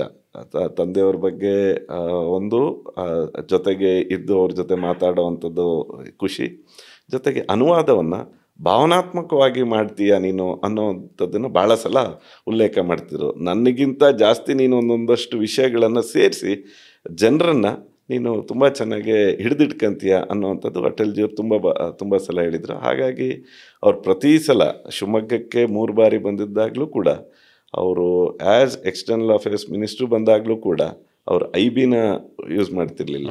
ಅವ್ರು ನಮ್ಮನೇಲಿ ಉಳಿಯೋರು. ನಮ್ಮನೇಲಿ 3 ಬಾರಿ ಅಟಲ್ಜಿಯವರು ಉಳಿದಿದ್ರು. ನಿಮ್ಮ ತಂದೆಯವರ ಮತ್ತು ಅವರ ಬಾಂಧವ್ಯ ಅವರು ಇದು ಏನು ಅವರು ಯೂನಿಯನ್ ಮಿನಿಸ್ಟರ್ ಆಗಿದ್ರು 78 ಸಂದರ್ಭದಲ್ಲಿ ಎಕ್ಸ್ಟರ್ನಲ್ ಅಫೇರ್ಸ್ ಮಿನಿಸ್ಟರ್ ಆದಾಗ ಅವರು ಶಿವಮೊಗ್ಗಕ್ಕೆ ಬರ್ತಾರೆ. ಇಡೀ ನಮ್ಮ ವ್ಯವಸ್ಥೆ, ಸರ್ಕಾರದ ಅವರಿಗೆ ವ್ಯವಸ್ಥೆ ಮಾಡಿರುತ್ತೆ, ನೀವು ಇದ್ರೊಳಗೆ IBಲಿ ಉಳ್ಕೋಬೇಕು ಅಂತ. ಆದರೆ ಅವರು ಹೇಳ್ತಾರೆ, ಇಲ್ಲ ನಾನು ಶಕ್ರಮೂರ್ತಿಗೆ ಅವ್ರ ಮನೆಯಲ್ಲೇ ಉಳಿತೀನಿ, ನಾನು ಅವ್ರ ಕಾರಲ್ಲೇ ಹತ್ತೀನಿ ಅಂದ್ಬಿಟ್ಟು ಸರ್ಕಾರದ ಕಾರನ್ನು ಬಿಟ್ಟು ತಂದೆಯವ್ರ ಕಾರನ್ನು ಹತ್ತಿ ಮನೆಗೆ ಬಂದು ಅಲ್ಲೇ ಉಳಿದು ಅಲ್ಲಿ ಆತಿಥ್ಯವನ್ನು ಸ್ವೀಕಾರ ಮಾಡ್ತಾರೆ. ಅಟಲ್ಜಿ ಅವರ ಒಂದು ಭಾಷಣ ಅಂದರೆ ಅಟಲ್ಜಿ ಜ್ಞಾನ ಇರ್ಬೋದು, ಅವರ ಪಾಂಡಿತ್ಯ ಅಥವಾ ಆಸ್ ಅ ಪೋಯಿಟ್ ಅವರ ಭಾಷಣಗಳಲ್ಲಿ ಇರುವಂತಹ ಶಾಯರಿಗಳಿರ್ಬೋದು, ಅದನ್ನು ಅನುವಾದ ಮಾಡಬೇಕು ಅಂದರೆ ಅಷ್ಟೊಂದು ಭಾಷಾ ಜ್ಞಾನ ಇರಬೇಕು. ಹೌದು. ನಿಮ್ಮ ತಂದೆಯವರು ಕೂಡ ಅಂತ ಅಧ್ಯಯನ ಮಾಡ್ತಾ ಇದ್ರು, ಅವರು ಕೂಡ ಏನಾದರೂ ಪೋಯಮ್ಸ್ ಎಲ್ಲ ಬರೀತಾರೆ? Atalji is A great scholar, ಅದರೊಳಗಡೆ ಡೌಟೇ ಇಲ್ಲ. ಬಹಳ ಕಷ್ಟ ಪದಗಳ ಬಳಕೆ, ಅದನ್ನು ಯಾವ ರೀತಿ ಅವರು ಪದಗಳನ್ನು ಬಳಸ್ತಾರೆ ಅದಕ್ಕೆ ತಕ್ಕಂತೆ ಇರುವಂತಹ ಕನ್ನಡ ಪದವನ್ನು ಕೂಡ ತುಂಬ ಕಷ್ಟ, ಬಹಳ ಕಷ್ಟ. ತಂದೆಯವ್ರದ್ದು ತುಂಬ ಅಧ್ಯಯನ ಈಗಲೂ ಕೂಡ, ಅವರಿಗೀಗ 86 ವರ್ಷ. ಈಗಲೂ ಎಷ್ಟು ಓದ್ತಾರೆ ಅಂದರೆ ದಿನಕ್ಕೆ ಕನಿಷ್ಠ ಒಂದು 4 ಗಂಟೆ 5 ಗಂಟೆ ಓದ್ತಾರೆ. ಇದು ಅವರು ನಡ್ಕೊಂಬಂದಂತಹ ರೀತಿ. ಓದಬೇಕಾದ್ರೂ ಕೂಡ BSc ಆ ಸಂದರ್ಭದಲ್ಲಿ ಒಳ್ಳೆಯ ಮಾರ್ಕ್ಸನ್ನು ತೊಗೊಂಡಂಥವ್ರು. ಮತ್ತು ಅಧ್ಯಯನ ಅಂದರೆ ಅವರು ಕೇವಲ ಬುಕ್ ಮಾತ್ರ ಅಲ್ಲ, ತುಂಬ ಪ್ರಾಕ್ಟಿಕಲ್ಲ, ಮತ್ತು ತುಂಬ ಪ್ರವಾಸ ಮಾಡುವಂಥದ್ದು. ಅವ್ರು ಭಾಳ ನಂಬಿರೋವಂಥದ್ದೇ ಅದು. ಕೋಶ ಓದಿ ದೇಶ ಸುತ್ತಿ ನೋಡು, ಕೋಶ ಓದಿ ನೋಡು ಅನ್ನುವಂತಹ ಏನು ನಾವು ಹೇಳ್ತೀವಿ, ಅದನ್ನು ಪ್ರಾಕ್ಟಿಕಲ್ಲಾಗಿ ಮಾಡೋವಂಥದ್ದು ತಂದೆಯವ್ರದ್ದು ಗುಣ. ಹಾಗಾಗಿ ಅವರು ಅಧ್ಯಯನ ಮತ್ತು ಓದಿರೋ ಕಾರಣಕ್ಕೆ ಆ ರೀತಿಯಾದಂಥ ಅನುವಾದಗಳನ್ನು ಕೂಡ ನಮಗೆ ನಂಬರ್ಸ್ ಈಗಲೂ ಕಷ್ಟ ಹಿಂದಿಲಿ ನಂಬರ್ಸ್ ಹೇಳಿದ್ರೆ, ಆದರೆ ಅವ್ರಿಗೆ ಗೊತ್ತಾಗ್ತಿತ್ತು. ಆದರೆ ಅವ್ರು ಮಾತಾಡ್ತಾರೆ ಅದನ್ನು ಹಿಂದಿಲಿ ಅಂದರೆ ಅದನ್ನು ಅವ್ರು ಮಾತಾಡಲ್ಲ, ಅಂದರೆ ಆ ಬಳಕೆ ಮಾಡಲ್ಲ, ಆ ನಂಬರ್ಗಳನ್ನು ಬಳಕೆ ಮಾಡಲ್ಲ. ಬಟ್ ಯಾರು ಹೇಳಿದ್ದನ್ನು ತಕ್ಷಣ ಆ ನಂಬರ್ಗಳನ್ನು ಗೊತ್ತಾಗೋವಂಥದ್ದು ತಂದೆಯವ್ರದ್ದು. ಸರ್, ಇವಾಗ ನಿನ್ನೆ ನೀವು ಇವಾಗ ಪ್ರಚಲಿತ ವಿದ್ಯಮಾನ ಅಂದರೆ ಧರ್ಮಸ್ಥಳ, ನಿನ್ನೆ ನೀವು ಅದರ ಬಗ್ಗೆ ಸಾಕಷ್ಟು ಮಾತಾಡಿರಿ. ಶೂನ್ಯ ಅವರಲ್ಲಿ ಅದರ ಬಗ್ಗೆ ಪ್ರಸ್ತಾಪ ಮಾಡಿದ್ರಿ. ಸರ್, ನಿಮ್ಮ ಪ್ರಕಾರ ಏನು ಇಶ್ಯೂ, ಯಾಕಂತ ಅನಿಸುತ್ತೆ ಸರ್ ಇದು? ಇದೊಂದು ವ್ಯವಸ್ಥಿತವಾದಂಥ ಸಂಚು. ಯಾವಾಗ ನಮ್ಮ ಹಿಂದೂಗಳ ಭಾವನೆಗಳಿಗೆ ಧಕ್ಕೆ ತರಬೇಕು ಅಂತ ಯೋಚನೆ ಆಗುತ್ತೆ, ನಮ್ಮ ಸಂಸ್ಕೃತಿಗೆ ಧಕ್ಕೆ ತರಬೇಕು ಅಂತ ಯೋಚನೆ ಆಗುತ್ತೆ, ಯಾವಾಗ ಈ ಭಾರತದಲ್ಲಿ ಕರ್ನಾಟಕದಲ್ಲಿ ಹಿಂದೂಗಳು ಒಟ್ಟಾಗಿ ಕೆಲಸ ಮಾಡಬೇಕು ಅಂತ ಯೋಚನೆ ಆಗುತ್ತೆ, ಒಂದು ಷಡ್ಯಂತ್ರ, ಒಂದು ವಿರೋಧತನ ಇಲ್ಲಿ ನಮ್ಮನ್ನು ಅದನ್ನು ಡಿಸ್ಟರ್ಬ್ ಮಾಡುವಂತಹ ಯೋಚನೆ ನಮ್ಮ ಒಂದು ಸಂಘಟನೆಗಳು ಇದರ ಹಿಂದೆ ಓಡಾಡ್ತಾ ಇರುವಂಥದ್ದು. ನಮ್ಮ ಇಡೀ ಹಿಂದೂ ಸಮಾಜಕ್ಕೆ, ನಮ್ಮ ಸಂಸ್ಕೃತಿಗೆ, ನಮ್ಮ ಭಾವನೆಗಳ ಏನೇನಿದೆ ಅದರ ಪೂರ್ತಿ ಧಕ್ಕೆ ತರುವಂತಹದ್ದನ್ನು ಯೋಚನೆ ಮಾಡ್ತಾ ಇರುವಂಥದ್ದು ಒಂದಷ್ಟು ಸಂಘಟನೆಗಳು ಭಾಳ ವ್ಯವಸ್ಥಿತವಾಗಿ ಸಂಚನ್ನು ನಡೆಸ್ತಾ ಇದೆ. ಧರ್ಮಸ್ಥಳ ಎಲ್ಲರಿಗೂ ಗೊತ್ತಿದೆ ಯಾವ ರೀತಿ ಇದ್ದಂತಹ, ಯಾವ ರೀತಿ ಕೆಲಸ ಮಾಡುವಂತಹ ಧರ್ಮಸ್ಥಳ ಅಂತ. ಲಕ್ಷಾಂತರ ಜನಕ್ಕೆ ವಿದ್ಯೆಯನ್ನು ಕೊಟ್ಟಿದೆ. ಈ ದೇಶದಲ್ಲಿ ಮಹಿಳಾ ಸಬಲೀಕರಣ, ವುಮೆನ್ ಎಂಪವರ್ಮೆಂಟ್ ನಾವು ಭಾಷಣಗಳನ್ನು ಮಾಡ್ತೇವೆ, ರಾಜಕಾರಣಿಗಳು, ನಾವು ರಾಜಕೀಯ ಪಕ್ಷಗಳು. ಆದರೆ ನಿಜವಾಗ್ಲೂ ಈ ಕರ್ನಾಟಕದಲ್ಲಿ ಇವತ್ತು ಭಾರತದಲ್ಲೇ ಒಂದು ರೀತಿಯಾದಂಥ ರೆವಲ್ಯೂಷನ್, ವುಮೆನ್ ಎಂಪವರ್ಮೆಂಟ್ ಏನಾರ ತಂದಿರೋದಿದ್ದರೆ ಅದು ಧರ್ಮಸ್ಥಳದ ಧರ್ಮಾಧಿಕಾರಿಯವರ ನೇತೃತ್ವದಲ್ಲಿ. ಈ ಎಲ್ಲ ಕಾರಣಕ್ಕೆ ಅಂದರೆ ಭಕ್ತಿ ಜಾಸ್ತಿ ಆಗ್ತಾ ಹೋಯಿತು, ದೇವರು ಅನ್ನುವಂಥ ಭಾವನೆಗಳು ಜಾಸ್ತಿ ಆಗ್ತಾ ಹೋಯಿತು, ಪ್ರೀತಿ ಜಾಸ್ತಿ ಆಗ್ತಾ ಹೋಯಿತು. ಅವರ ಕೆಲಸ ಕಾರ್ಯಗಳು ಯಾವ ರೀತಿ ಇದೆ ಅಂದರೆ, ಕೆರೆ ನಿರ್ಮಾಣದಲ್ಲಿ ನಾನು ಕಣ್ಣಾರೆ ನೋಡಿರೋವಂಥದ್ದು, ಅವ್ರ ಜೊತೆ ಕೆಲಸ ಮಾಡಿದಂಥವನು, ಧರ್ಮಸ್ಥಳದ ಏನು ಆ ಟೀಮ್ ಜೊತೆ ನಾವು ಮಾಡ್ತಾ ಇದ್ದಾಗ, ನಾವು ಒಂದು ಕೆರೆ ನಿರ್ಮಾಣ ಮಾಡಬೇಕು ಅಂದರೆ 50 ಲಕ್ಷ 60 ಲಕ್ಷ ನಾವು ಖರ್ಚು ಮಾಡ್ತೀವಿ. ಅದನ್ನು ಧರ್ಮಸ್ಥಳದ ಟೀಮ್ ಅವರು ನಮ್ಮ ಶಿವಮೊಗ್ಗ ಜಿಲ್ಲೆಯಲ್ಲಿ 228 ಕೆರೆಗಳನ್ನು ನಿರ್ಮಾಣ ಮಾಡಿದ್ದಾರೆ. ಕೇವಲ 3 ಲಕ್ಷ 4 ಲಕ್ಷ ಅಷ್ಟೇ ಖರ್ಚು ಮಾಡಿ ಕೆರೆಗಳ ನಿರ್ಮಾಣ ಇರ್ಬೋದು, ಒಟ್ಟಾರೆ ಈ ಪರಿಸರದ ವ್ಯವಸ್ಥೆಯನ್ನು ಹೆಂಗೆ ಕಾಪಾಡಬೇಕು ಅನ್ನೋವಂಥದ್ದು ಇರ್ಬೋದು, ಮತ್ತು ನೀರನ್ನು ಯಾವ ರೀತಿ ಬಳಸಬೇಕು ಅನ್ನೋವಂಥದ್ದು ಇರ್ಬೋದು, ಮತ್ತು ಮಹಿಳೆಯರಿಗೆ ಭಾಳ ವಿಶೇಷವಾಗಿ ಸೆಲ್ಫ್ ಹೆಲ್ಪ್ ಗ್ರೂಪು ಏನಿದ್ದಾವೆ ಅದನ್ನು ಸಬಲೀಕರಣ ಮಾಡಿ ಅದಕ್ಕೆ ಶಕ್ತಿ ಕೊಟ್ಟು ಅವ್ರಿಗೆ ಬೇಕಾಗಿರೋವಂಥ ಸಂದರ್ಭದಲ್ಲಿ ಮಾಡೋವಂಥದ್ದು ಇರ್ಬೋದು. ವಿಶೇಷವಾಗಿ ಗಂಡಸರಿಗೆ ಮದ್ಯಪಾನವನ್ನು ಯಾವ ರೀತಿ ಬಿಡಿಸ್ಬೇಕು ಅನ್ನುವಂತಹ ಏನು ನಿಸ್ವಾರ್ಥವಾಗಿ ಕೆಲಸ ಮಾಡುವಂಥ ತಂಡಗಳಿರ್ಬೋದು. ಇದನ್ನು ಹೊಡಿಲಿಕ್ಕೆ ಒಂದು ಸಂಚಿದು, ಒಂದು ನಮಗೆ ಬರ್ತಾ ಇರೋವಂತಹ ಇನ್ಫಾರ್ಮೇಷನಲ್ಲಿ ಭಾಳ ಕ್ಲಿಯರ್ ಇದ್ದೀವಿ ನಾವು. ಇಲ್ಲಿ ಅವರು ಯಾವ ತಂಡ ಅದ್ರ ಹಿಂದೆ ಇದೆ, ಇದು ಹಿಂದೂ ಧರ್ಮಕ್ಕೆ ಪೆಟ್ಟು ಕೊಡಬೇಕು ಅನ್ನುವಂಥ ಯೋಚನೆ ಮಾಡ್ತಿರುವಂತಹ 2-3 ಬೇರೆ ಬೇರೆ ತಂಡಗಳು ಇದರೊಳಗಡೆ ವ್ಯವಸ್ಥಿತವಾಗಿ ಸಂಚನ್ನು ಮಾಡ್ತಾ ಇದೆ. ಎಸ್ ಐ ಟಿಗೆ ಶಕ್ತಿ ಕೊಡ್ತಾ ಇರೋವಂಥದ್ದು ಈ ಸರ್ಕಾರ. ಇದು ತಪ್ಪು. ನಾನು ಹೇಳ್ತಾ ಇರೋದು, ಮೂಡಾದಲ್ಲಿ ಸ್ನೇಹಮಯಿ ಕೃಷ್ಣ ಅವರು ಅಷ್ಟೊಂದು ದಾಖಲೆ ಕೊಟ್ಟರು, ನಮಗೆ ಗೊತ್ತೇ ಆಗಲಿಲ್ಲ ಅವ್ರು ಯಾವಾಗ ವಿಚಾರಣೆ ಮಾಡಿದ್ರು ಅಂತ. ಇಲ್ಲೊಬ್ಬ ಅನಾಮಧೇಯ, ಅವನು ಗೊತ್ತಿಲ್ಲ ನಮಗೆ ಯಾರು ಅಂತ. ನಮಗೆ ಬರ್ತಿರೋ ಇನ್ಫಾರ್ಮೇಷನಲ್ಲಿ ಅವರೊಬ್ಬರು ಕನ್ವರ್ಟೆಡ್ ಕ್ರಿಶ್ಚಿಯನ್ ಅಂತ ಬರ್ತಾ ಇದೆ ನಮಗೆ, ಅಥವಾ ಬೇರೆ ಧರ್ಮದವರು ಅವರಿಗೆ ಪ್ರಚೋದನೆ ಕೊಡ್ತಾ ಇದ್ದಾರಾ, ಅವ್ರಿಗೇನಾದ್ರೂ ಫಂಡನ್ನು ಕೊಡ್ತಾ ಇದ್ದಾರಾ ಈ ಥರ ಮಾಡಿ ಅಂತ. ಅವ್ರು ಹೇಳಿದ್ದನ್ನೆಲ್ಲ ನಂಬ್ತೀರಾ? ಸ್ನೇಹಮಯಿ ಕೃಷ್ಣ ವಿತ್ ಡಾಕ್ಯುಮೆಂಟ್ಸ್ ಕೊಡ್ತಾರೆ. ಮೂಡಾದಲ್ಲಿ ಎಲ್ಲಿ ಇವರು ತನಿಖೆ ಮಾಡ್ತಾರೆ? 1000 ಕೋಟಿ ಹಗರಣ ಆಗಿದೆ ಅಂತ ಇಡೀ ಕರ್ನಾಟಕಕ್ಕೆ ಗೊತ್ತು. ಅದನ್ನು ಕೇವಲ 5 ದಿನ 6 ದಿನದಲ್ಲಿ ಇಡೀ ಪ್ರಕರಣವನ್ನೇ ಕ್ಲೋಸ್ ಮಾಡಿ ಅದಕ್ಕೆ ಕ್ಲೀನ್ ಚಿಟ್ ಕೊಡ್ತೀರಾ ನಮ್ಮ ಸಿದ್ದರಾಮಯ್ಯನವರಿಗೆ. ಎಸ್ ಐ ಟಿಲೊಬ್ಬ ಅನಾಮಧೇಯ, ಅವನ ಹಿಸ್ಟ್ರಿ ಗೊತ್ತಿಲ್ಲ, ಯಾರ್ಯಾರು ಇದ್ರ ಹಿಂದೆ ಇದ್ದಾರೆ, ಯಾರ್ಯಾರು ಇದಕ್ಕೆ ಮೇಜರ್ ಅದಕ್ಕೆ ಕಂಪ್ಲೇಂಟ್ದಾರರು, ಅವರ ಬ್ಯಾಕ್ಗ್ರೌಂಡನ್ನು ತಿಳ್ಕೊಳ್ಳಿಲ್ಲ. ಆ 5 ಜನನೂ ಹಿಂದೆ ಜೈಲಿಂದ ಬಂದಂಥವ್ರು ಮೇಜರಾಗಿ. ಆ ಯೂಟ್ಯೂಬರ್ಸಿಗೆ ಯಾರ್ಯಾರು ಅದಕ್ಕೆ ಫಂಡ್ ಮಾಡ್ತಾ ಇದ್ದಾರೆ ಅದನ್ನು ತಿಳ್ಕೊಳ್ಳಿಲ್ಲ ನೀವು. ಅದನ್ನು ಬಿಟ್ಟು ಅವ್ರನ್ನ ಕೇಳ್ತಿದ್ದಂಗೆ ಎಸ್ ಐ ಟಿ ರಚನೆ ಮಾಡ್ತೀರಾ. ಎಸ್ ಐ ಟಿ ರಚನೆ ಮಾಡಿ ತಕ್ಷಣ ಅವನು ಹೇಳಿದ ಕಡೆ ಮೊದಲಿಗೆ 5 ಗುಂಡಿ ಅಂದರು, 5 ಕಡೆ ಅಂದರು, 13ನೇದು ಅದಕ್ಕೆ ಬೇಕಾಗಿರೋಂಥ ಇವತ್ತಿನ ಟೆಕ್ನಾಲಜಿನ ಬಳಸಿ ಇದೆಯಾ ಅಂತ ಅದು ಸಿಗ್ತಾ ಇಲ್ಲ. ಒಂದು ರೀತಿಯಾಗಿ ಇದೊಂದು ವ್ಯವಸ್ಥಿತವಾದಂಥ ಷಡ್ಯಂತ್ರ. ಇದು ಹಿಂದೂಗಳ ಭಾವನೆಗಳಿಗೆ ಧಕ್ಕೆ ತರುವಂಥದ್ದು. ಮತ್ತು ಯಾವಾಗ ಹಿಂದೂಗಳು ತುಂಬ ನಾವು ಸೆನ್ಸಿಟಿವ್ ಆಗಿರ್ತೀವಿ, ನಾವು ನಂಬ್ತೀವಿ ಯಾರಾದರೂ ಹೇಳಿದ್ರೆ. ಇದನ್ನು ಅಡ್ವಾಂಟೇಜ್ ತೊಗೊತಿರೋವಂತಹ ಈ ಒಂದು ಸೋಷಿಯಲ್ ಮೀಡಿಯಾ ಯೂಟ್ಯೂಬರ್ಸ್ ಏನಿದ್ದಾರೆ ಅವರುಗಳಿಗೆ ಖಂಡಿತವಾಗ್ಲೂ ಇದು ಅನ್ಯಾಯ. ಸರ್ಕಾರದ ವಿರುದ್ಧ ಯಾಕೆ ನಾವು ಭಾರತೀಯ ಜನತಾ ಪಾರ್ಟಿ ಆಗಲಿ ಅಥವಾ ಪೊಲಿಟಿಕಲ್ ಪಾರ್ಟಿ ಇದ್ರ ವಿರುದ್ಧ ಮಾತಾಡಬಾರ್ದು ಅಂತ ಇಷ್ಟು ದಿನ ಸುಮ್ಮನಿದ್ವಿ ಅಂದರೆ, ಧರ್ಮಾಧಿಕಾರಿಗಳೇ ಹೇಳಿದ್ರು, ನಾನು ರೆಡಿ ಇದ್ದೀನಿ, ನೀವು ಯಾವ ರೀತಿಯಾದಂಥ ತನಿಖೆಯನ್ನು ಮಾಡಿ, ನಾವು ಓಪನ್ ಫಾರ್ ಇಟ್, ಏನು ಬೇಕಾದ್ರೆ ತನಿಖೆ ಮಾಡಿ, ನಾನು ರೆಡಿ ಇದ್ದೀನಿ ಅಂತ ಹೇಳಿರೋ ಕಾರಣಕ್ಕೆ ನಾವು ಸುಮ್ಮನಿದ್ವಿ. ಇನ್ನು ನಾವು ಸುಮ್ಮನಿರಲ್ಲ.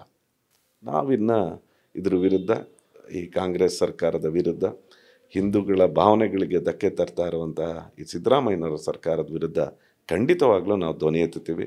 ಹಾಗಾಗಿ ನಾನು ಮೊದಲನೇ ದಿವಸ ಅಧಿವೇಶನದ ಮೊದಲನೇ ದಿವಸ ಶೂನ್ಯ ವೇಳೆಯಲ್ಲಿ ಮಾತ್ರ ಅವಕಾಶ ಆಯಿತು. ಯಾಕಂದರೆ ನಮ್ಮದೆಲ್ಲ ಕ್ವಶನ್ ಅವರ್ದೆಲ್ಲ ಮುಂಚೆನೇ ಕೊಟ್ಬಿಡ್ಬೇಕಾಗಿತ್ತು. ಹಾಗಾಗಿ ಶೂನ್ಯ ವೇಳೆಯಲ್ಲಿ ಪ್ರಸ್ತಾಪ ಮಾಡಿದ್ದೀನಿ. ಅದಕ್ಕೆ ಉತ್ತರ ಬರಲಿ ಅಂತ ಕಾಯ್ತಾ ಇದ್ದೀನಿ. ಇವತ್ತು ನಾಳೆ ಉತ್ತರ ಬರುತ್ತೆ ಗೃಹ ಮಂತ್ರಿಗಳಿಂದ ಉತ್ತರ ಬಂದ ತಕ್ಷಣ ಅದಕ್ಕೆ ಬೇಕಾಗಿರುವಂಥದ್ದನ್ನು ರಿಯಾಕ್ಟ್ ಮಾಡ್ತೇವೆ. ಆದರೆ ಇದು ನಿಲ್ಲಬೇಕು. ಈ ರೀತಿಯಾದಂಥ ದಬ್ಬಾಳಿಕೆ ಇದು ಒಳ್ಳೆಯದಲ್ಲ.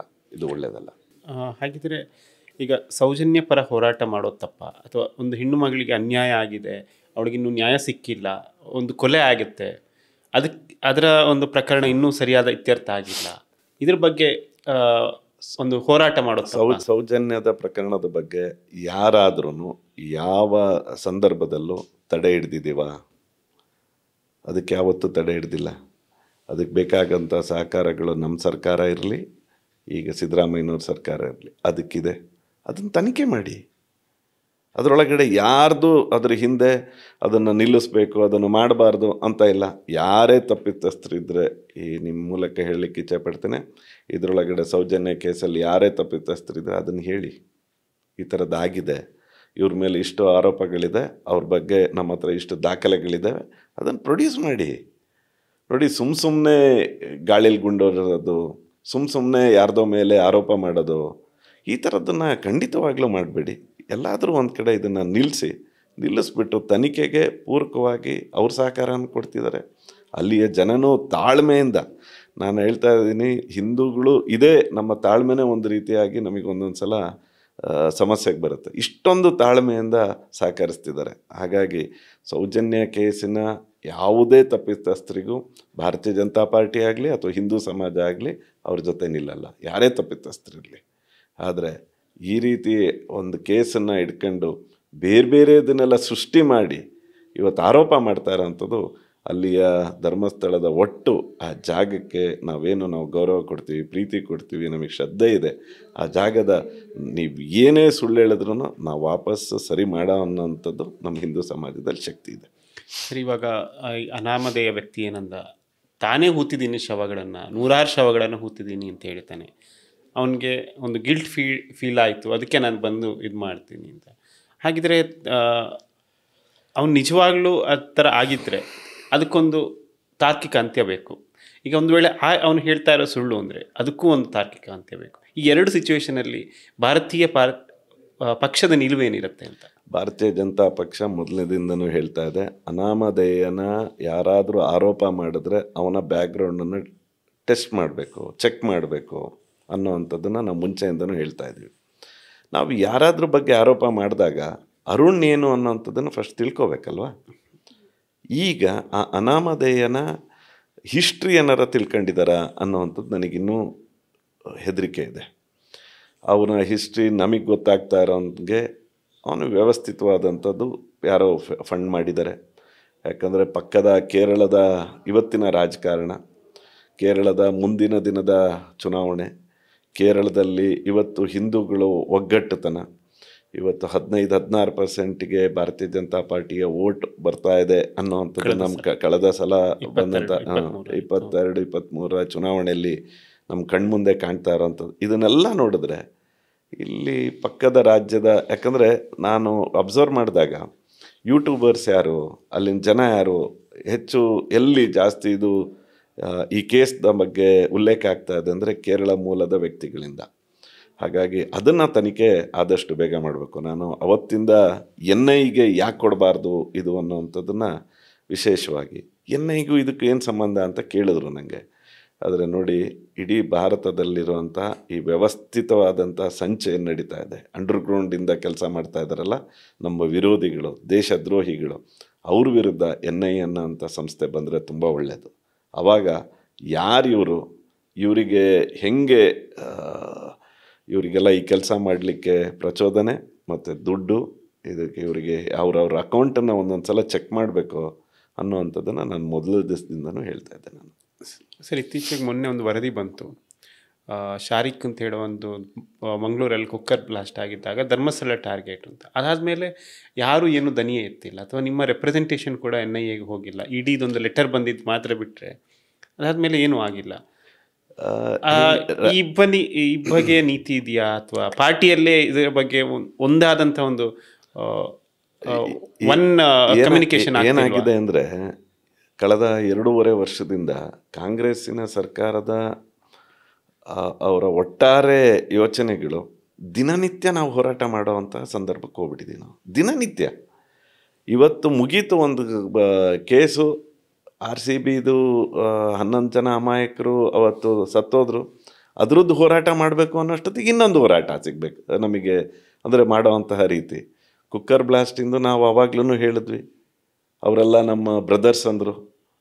ಈ ರೀತಿ ಓನ್ ಮಾಡ್ಕೊಂಬಿಟ್ರೆ ಸರ್ಕಾರಗಳೇ ಒಬ್ಬ ದೇಶದ್ರೋಹಿ, ಒಬ್ಬ ನಮ್ಮ ಟೆರರಿಸ್ಟನ್ನು ಇವ್ರನ್ನ ಓನ್ ಮಾಡ್ಕೊಂಬಿಟ್ರೆ ನಮ್ಮಂಥವ್ರಿಗೆ ಭಾಳ ಕಷ್ಟ ಆಗುತ್ತೆ. They should not own it.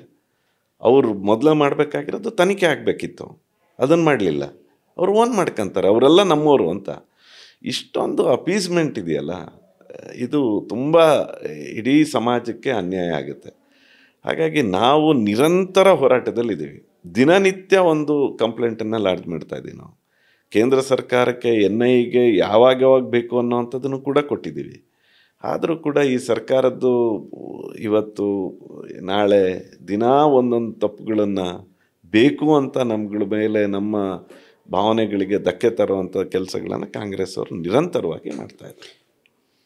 Sir, ಈಗ ಕೇಂದ್ರದಲ್ಲಿ ನಿಮ್ಮದೇ ಸರ್ಕಾರ ಇದೆ, ನೀವೇನಾದ್ರೂ ಈಗ ರೆಪ್ರೆಸೆಂಟೇಷನ್ ಕೊಡ್ತಾ ಇದ್ದೀರಾ, ಲೆಟರ್ ಬರೀತೀರಾ? ಅಲ್ಲ, ಈಗ ನಮ್ಮ ಒಟ್ಟಾರೆ ಧರ್ಮಸ್ಥಳದ ವಿಷಯವಾಗಿ ನಾವು ಮೊನ್ನೆ ಶಾಸಕಾಂಗ ಸಭೆ ಸೇರಿದಾಗ ಎಲ್ಲ ಶಾಸಕರದು ಒಂದೇ ನಿಲುವು. ಇಷ್ಟು ದಿನ ಇದು ರಾಜಕಾರಣಕ್ಕೆ ತಿರುವು ಆಗಬಾರ್ದಿದು. ನಾವು ಧರ್ಮಾಧಿಕಾರಿಗಳೇ ಹೇಳಿದ್ದಾರೆ, ನಾವು ಅವರಿಗೆ ಬೇಕಾದಂಥ ಸಪೋರ್ಟನ್ನು ಕೊಡ್ತೀವಿ, ಅವರು ಯಾವ ರೀತಿಯಾದಂಥ ತನಿಖೆಯನ್ನು ಮಾಡಲಿ ಅಂತ ಹೇಳಿದ ಮೇಲೆ ನಾವೊಂದು ರಾಜಕೀಯ ಪಕ್ಷವಾಗಿ ನಮ್ಮ ಜವಾಬ್ದಾರಿಗಳನ್ನು ಇರುತ್ತೆ. ಇದು BJP ವರ್ಸಸ್ ಕಾಂಗ್ರೆಸ್ ಆಗಬಾರ್ದಿದ್ದು. ಹಾಗಾಗಿ ನಾವು ಸುಮ್ಮನೆ ಇದ್ವಿ. ಈಗ ಆ ತಾಳ್ಮೆ ಮೀರಿದೆ. ನಾವು ಇದನ್ನು ಕೇಂದ್ರ ಸರ್ಕಾರದ ಗಮನಕ್ಕೂ ತರ್ತೇವೆ. ರಾಜ್ಯ ಸರ್ಕಾರದ ವಿರುದ್ಧ, ಈ ಧೋರಣೆಗಳ ವಿರುದ್ಧ ನಾವು ಧ್ವನಿಯನ್ನು ಕೂಡ ಎತ್ತುತ್ತೇವೆ. ಸರ್, ಈಗ ಮೊನ್ನೆ ಇಲೆಕ್ಟೋರಲ್ ಥೆಫ್ಟ್ ಅಂತ ರಾಹುಲ್ ಗಾಂಧಿ ಅವರು ಆಪಾದನೆ ಮಾಡಿದ್ರು, ಆಮೇಲೆ ನೀವು ಅದಕ್ಕೆ ಕೌಂಟರ್ ಮಾಡಿದ್ರಿ. ಅದಾದಮೇಲೆ ರಾಜಣ್ಣ ಅವರೊಂದು ಸ್ಟೇಟ್ಮೆಂಟ್ ಕೊಡ್ತಾರೆ, ನಮ್ಮ ಸರ್ಕಾರದ ಟೈಮಲ್ಲೇ ಆಗಿದ್ದು ಅಂತ.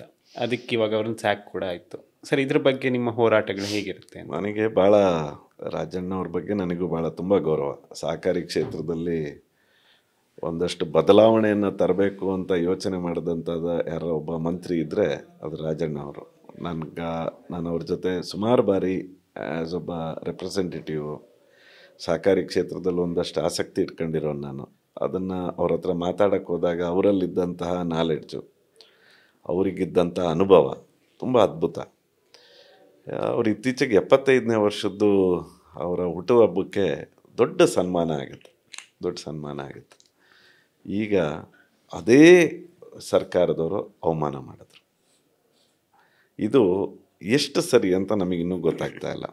ರಾಜಣ್ಣ ಅವರು ಮೊದಲನೇ ದಿನದಿಂದನೂ ಸಿದ್ದರಾಮಯ್ಯನವರ ಜೊತೆ ಇದ್ದು ಒಬ್ಬ ದಲಿತ ನಾಯಕನಾಗಿ ಕೆಲಸ ಮಾಡ್ತಾ ಇದ್ದಂಥ ಸಂದರ್ಭಗಳಲ್ಲಿ ಒಂದು ವ್ಯವಸ್ಥಿತವಾದಂಥ ರಾಜಣ್ಣ ಅವರ ವಿರುದ್ಧ ಒಂದು ನಡೀತಾನೇ ಇತ್ತು.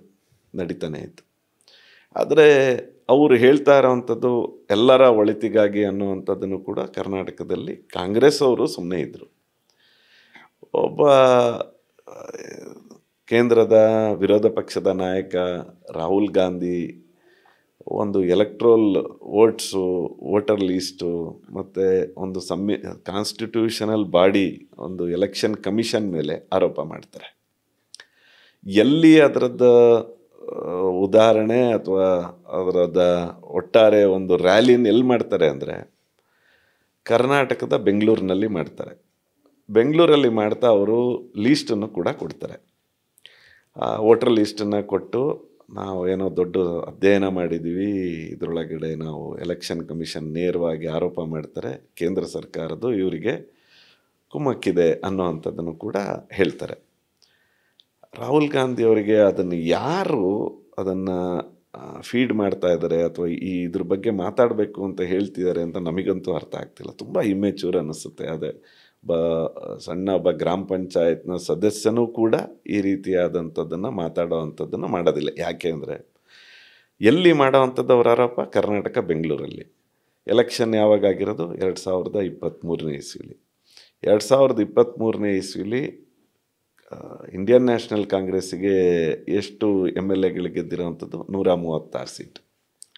ಅವರು ಆರೋಪ ಮಾಡಿದ್ದು 2024ರ MP ಎಲೆಕ್ಷನ್. 23ರಲ್ಲಿ ಏನು ವೋಟರ್ ಲಿಸ್ಟ್ ಇತ್ತು, 24ಕ್ಕೆ ಏನು ವೋಟರ್ ಲಿಸ್ಟ್ ಇತ್ತು ಅಂತ.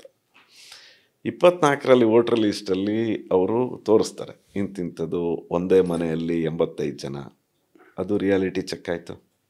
ಒಂದೇ ಏರಿಯಾದಲ್ಲಿ ಇಷ್ಟೊಂದು ಜನ ವೋಟ್ ಹಾಕಿದ್ದಾರೆ ಅನ್ನುವಂಥದ್ದನ್ನು ತೋರಿಸ್ತಾರೆ, ಅದು ರಿಯಾಲಿಟಿ ಚೆಕ್ ಆಯಿತು. ಅದರ ಆರೋಪಗಳು ಅಥವಾ ಅವ್ರ ಹತ್ರ ಅಷ್ಟೊಂದು ಡಾಕ್ಯುಮೆಂಟ್ ಇದ್ದರೆ ಕೋರ್ಟಿಗೆ ಯಾಕೆ ಹೋಗಿಲ್ಲ? ಎಲೆಕ್ಷನ್ ಕಮಿಷನ್ಗೆ ನೀವು ಯಾಕೆ ಲಿಖಿತ ರೂಪವಾದಂಥ ಕಂಪ್ಲೇಂಟನ್ನು ನೀವು ಯಾಕೆ ಕೊಟ್ಟಿಲ್ಲ? ಮತ್ತು ವೋಟರ್ ಲಿಸ್ಟ್ ಯಾರು ಸರ್ ಮಾಡೋದು? BJPಯವರ, ಕಾಂಗ್ರೆಸ್ ಅವರ? ಅದಕ್ಕೊಂದು ಕಾನ್ಸ್ಟಿಟ್ಯೂಷನಲ್ ಬಾಡಿ ಇದೆ, ಅದಕ್ಕೆ BLOಗಳಿರ್ತಾರೆ, BLOಗಳು ಓಡಾಡ್ತಾರೆ. BLOಗಳ ಮೇಲೆ ಆರೋಪ ಮಾಡಿ ಹಂಗಾರೆ. BLOಗಳು ಅವರ ಉದ್ದೇಶನೇ ಆ ಏರಿಯಾದಲ್ಲಿರುವಂಥ ವೋಟರ್ ಲಿಸ್ಟಲ್ಲೇ ಸರಿಪಡಿಸೋವಂಥದ್ದು. ಯಾರಾದರೂ ಡಿಲೀಟ್ ಮಾಡಿಸೋದಿದ್ರೆ ಅದನ್ನು ಮಾಡಿಸ್ಬೇಕು, ಎಡಿಟ್ ಮಾಡಿಸೋದಿದ್ರೆ ಮಾಡಿಸೋವಂಥದ್ದು, ಆ್ಯಡ್ ಮಾಡಿಸೋದಿದ್ರೆ ಮಾಡಿಸ್ಬೋದು. ಇದನ್ನೆಲ್ಲ ಮಾಡೋವಂಥ ಶಕ್ತಿ ಸರ್ಕಾರದ ಏನು ನಮ್ಮ ಬಾಡಿ ಇದೆ ಆ ಸರ್ಕಾರದ ವ್ಯವಸ್ಥೆಯಿಂದ ಮಾಡ್ತಾರೆ. ಆದರೆ ನೀವು ಆರೋಪ ಮಾಡ್ತಿರೋದು ಯಾರ ಮೇಲೆ? ಮೋದಿಯವ್ರ ಮೇಲೆ, ಕೇಂದ್ರದ ಮೇಲೆ. ಎಲೆಕ್ಷನ್ ಕಮಿಷನ್ಗೆ ಕಂಪ್ಲೇಂಟ್ ಕೊಡಿ, ಕೋರ್ಟಲ್ಲಿ ಅದನ್ನು ಅಫಿಡವಿಟ್ ಹಾಕಿ ಏನೇನಿದೆ ನಿಮ್ಮ ಹತ್ರ ದಾಖಲೆ ಅಂತ. ಮತ್ತು ಅದಕ್ಕೆ ರಾಜಣ್ಣ ಅವ್ರೇನು ಹೇಳಿದ್ರು, ಈ ವೋಟರ್ ಲಿಸ್ಟ್ ಯಾವ ಸಂದರ್ಭದಲ್ಲಿ ಆಗಿದ್ದು, ಅವ್ರು ಬೇರೆ ಏನು ಹೇಳಿಲ್ಲ, ಅವರು ರಾಹುಲ್ ಗಾಂಧಿ ಮೇಲೆ ವಿರುದ್ಧ ಏನು ಹೇಳಲಿಲ್ಲ.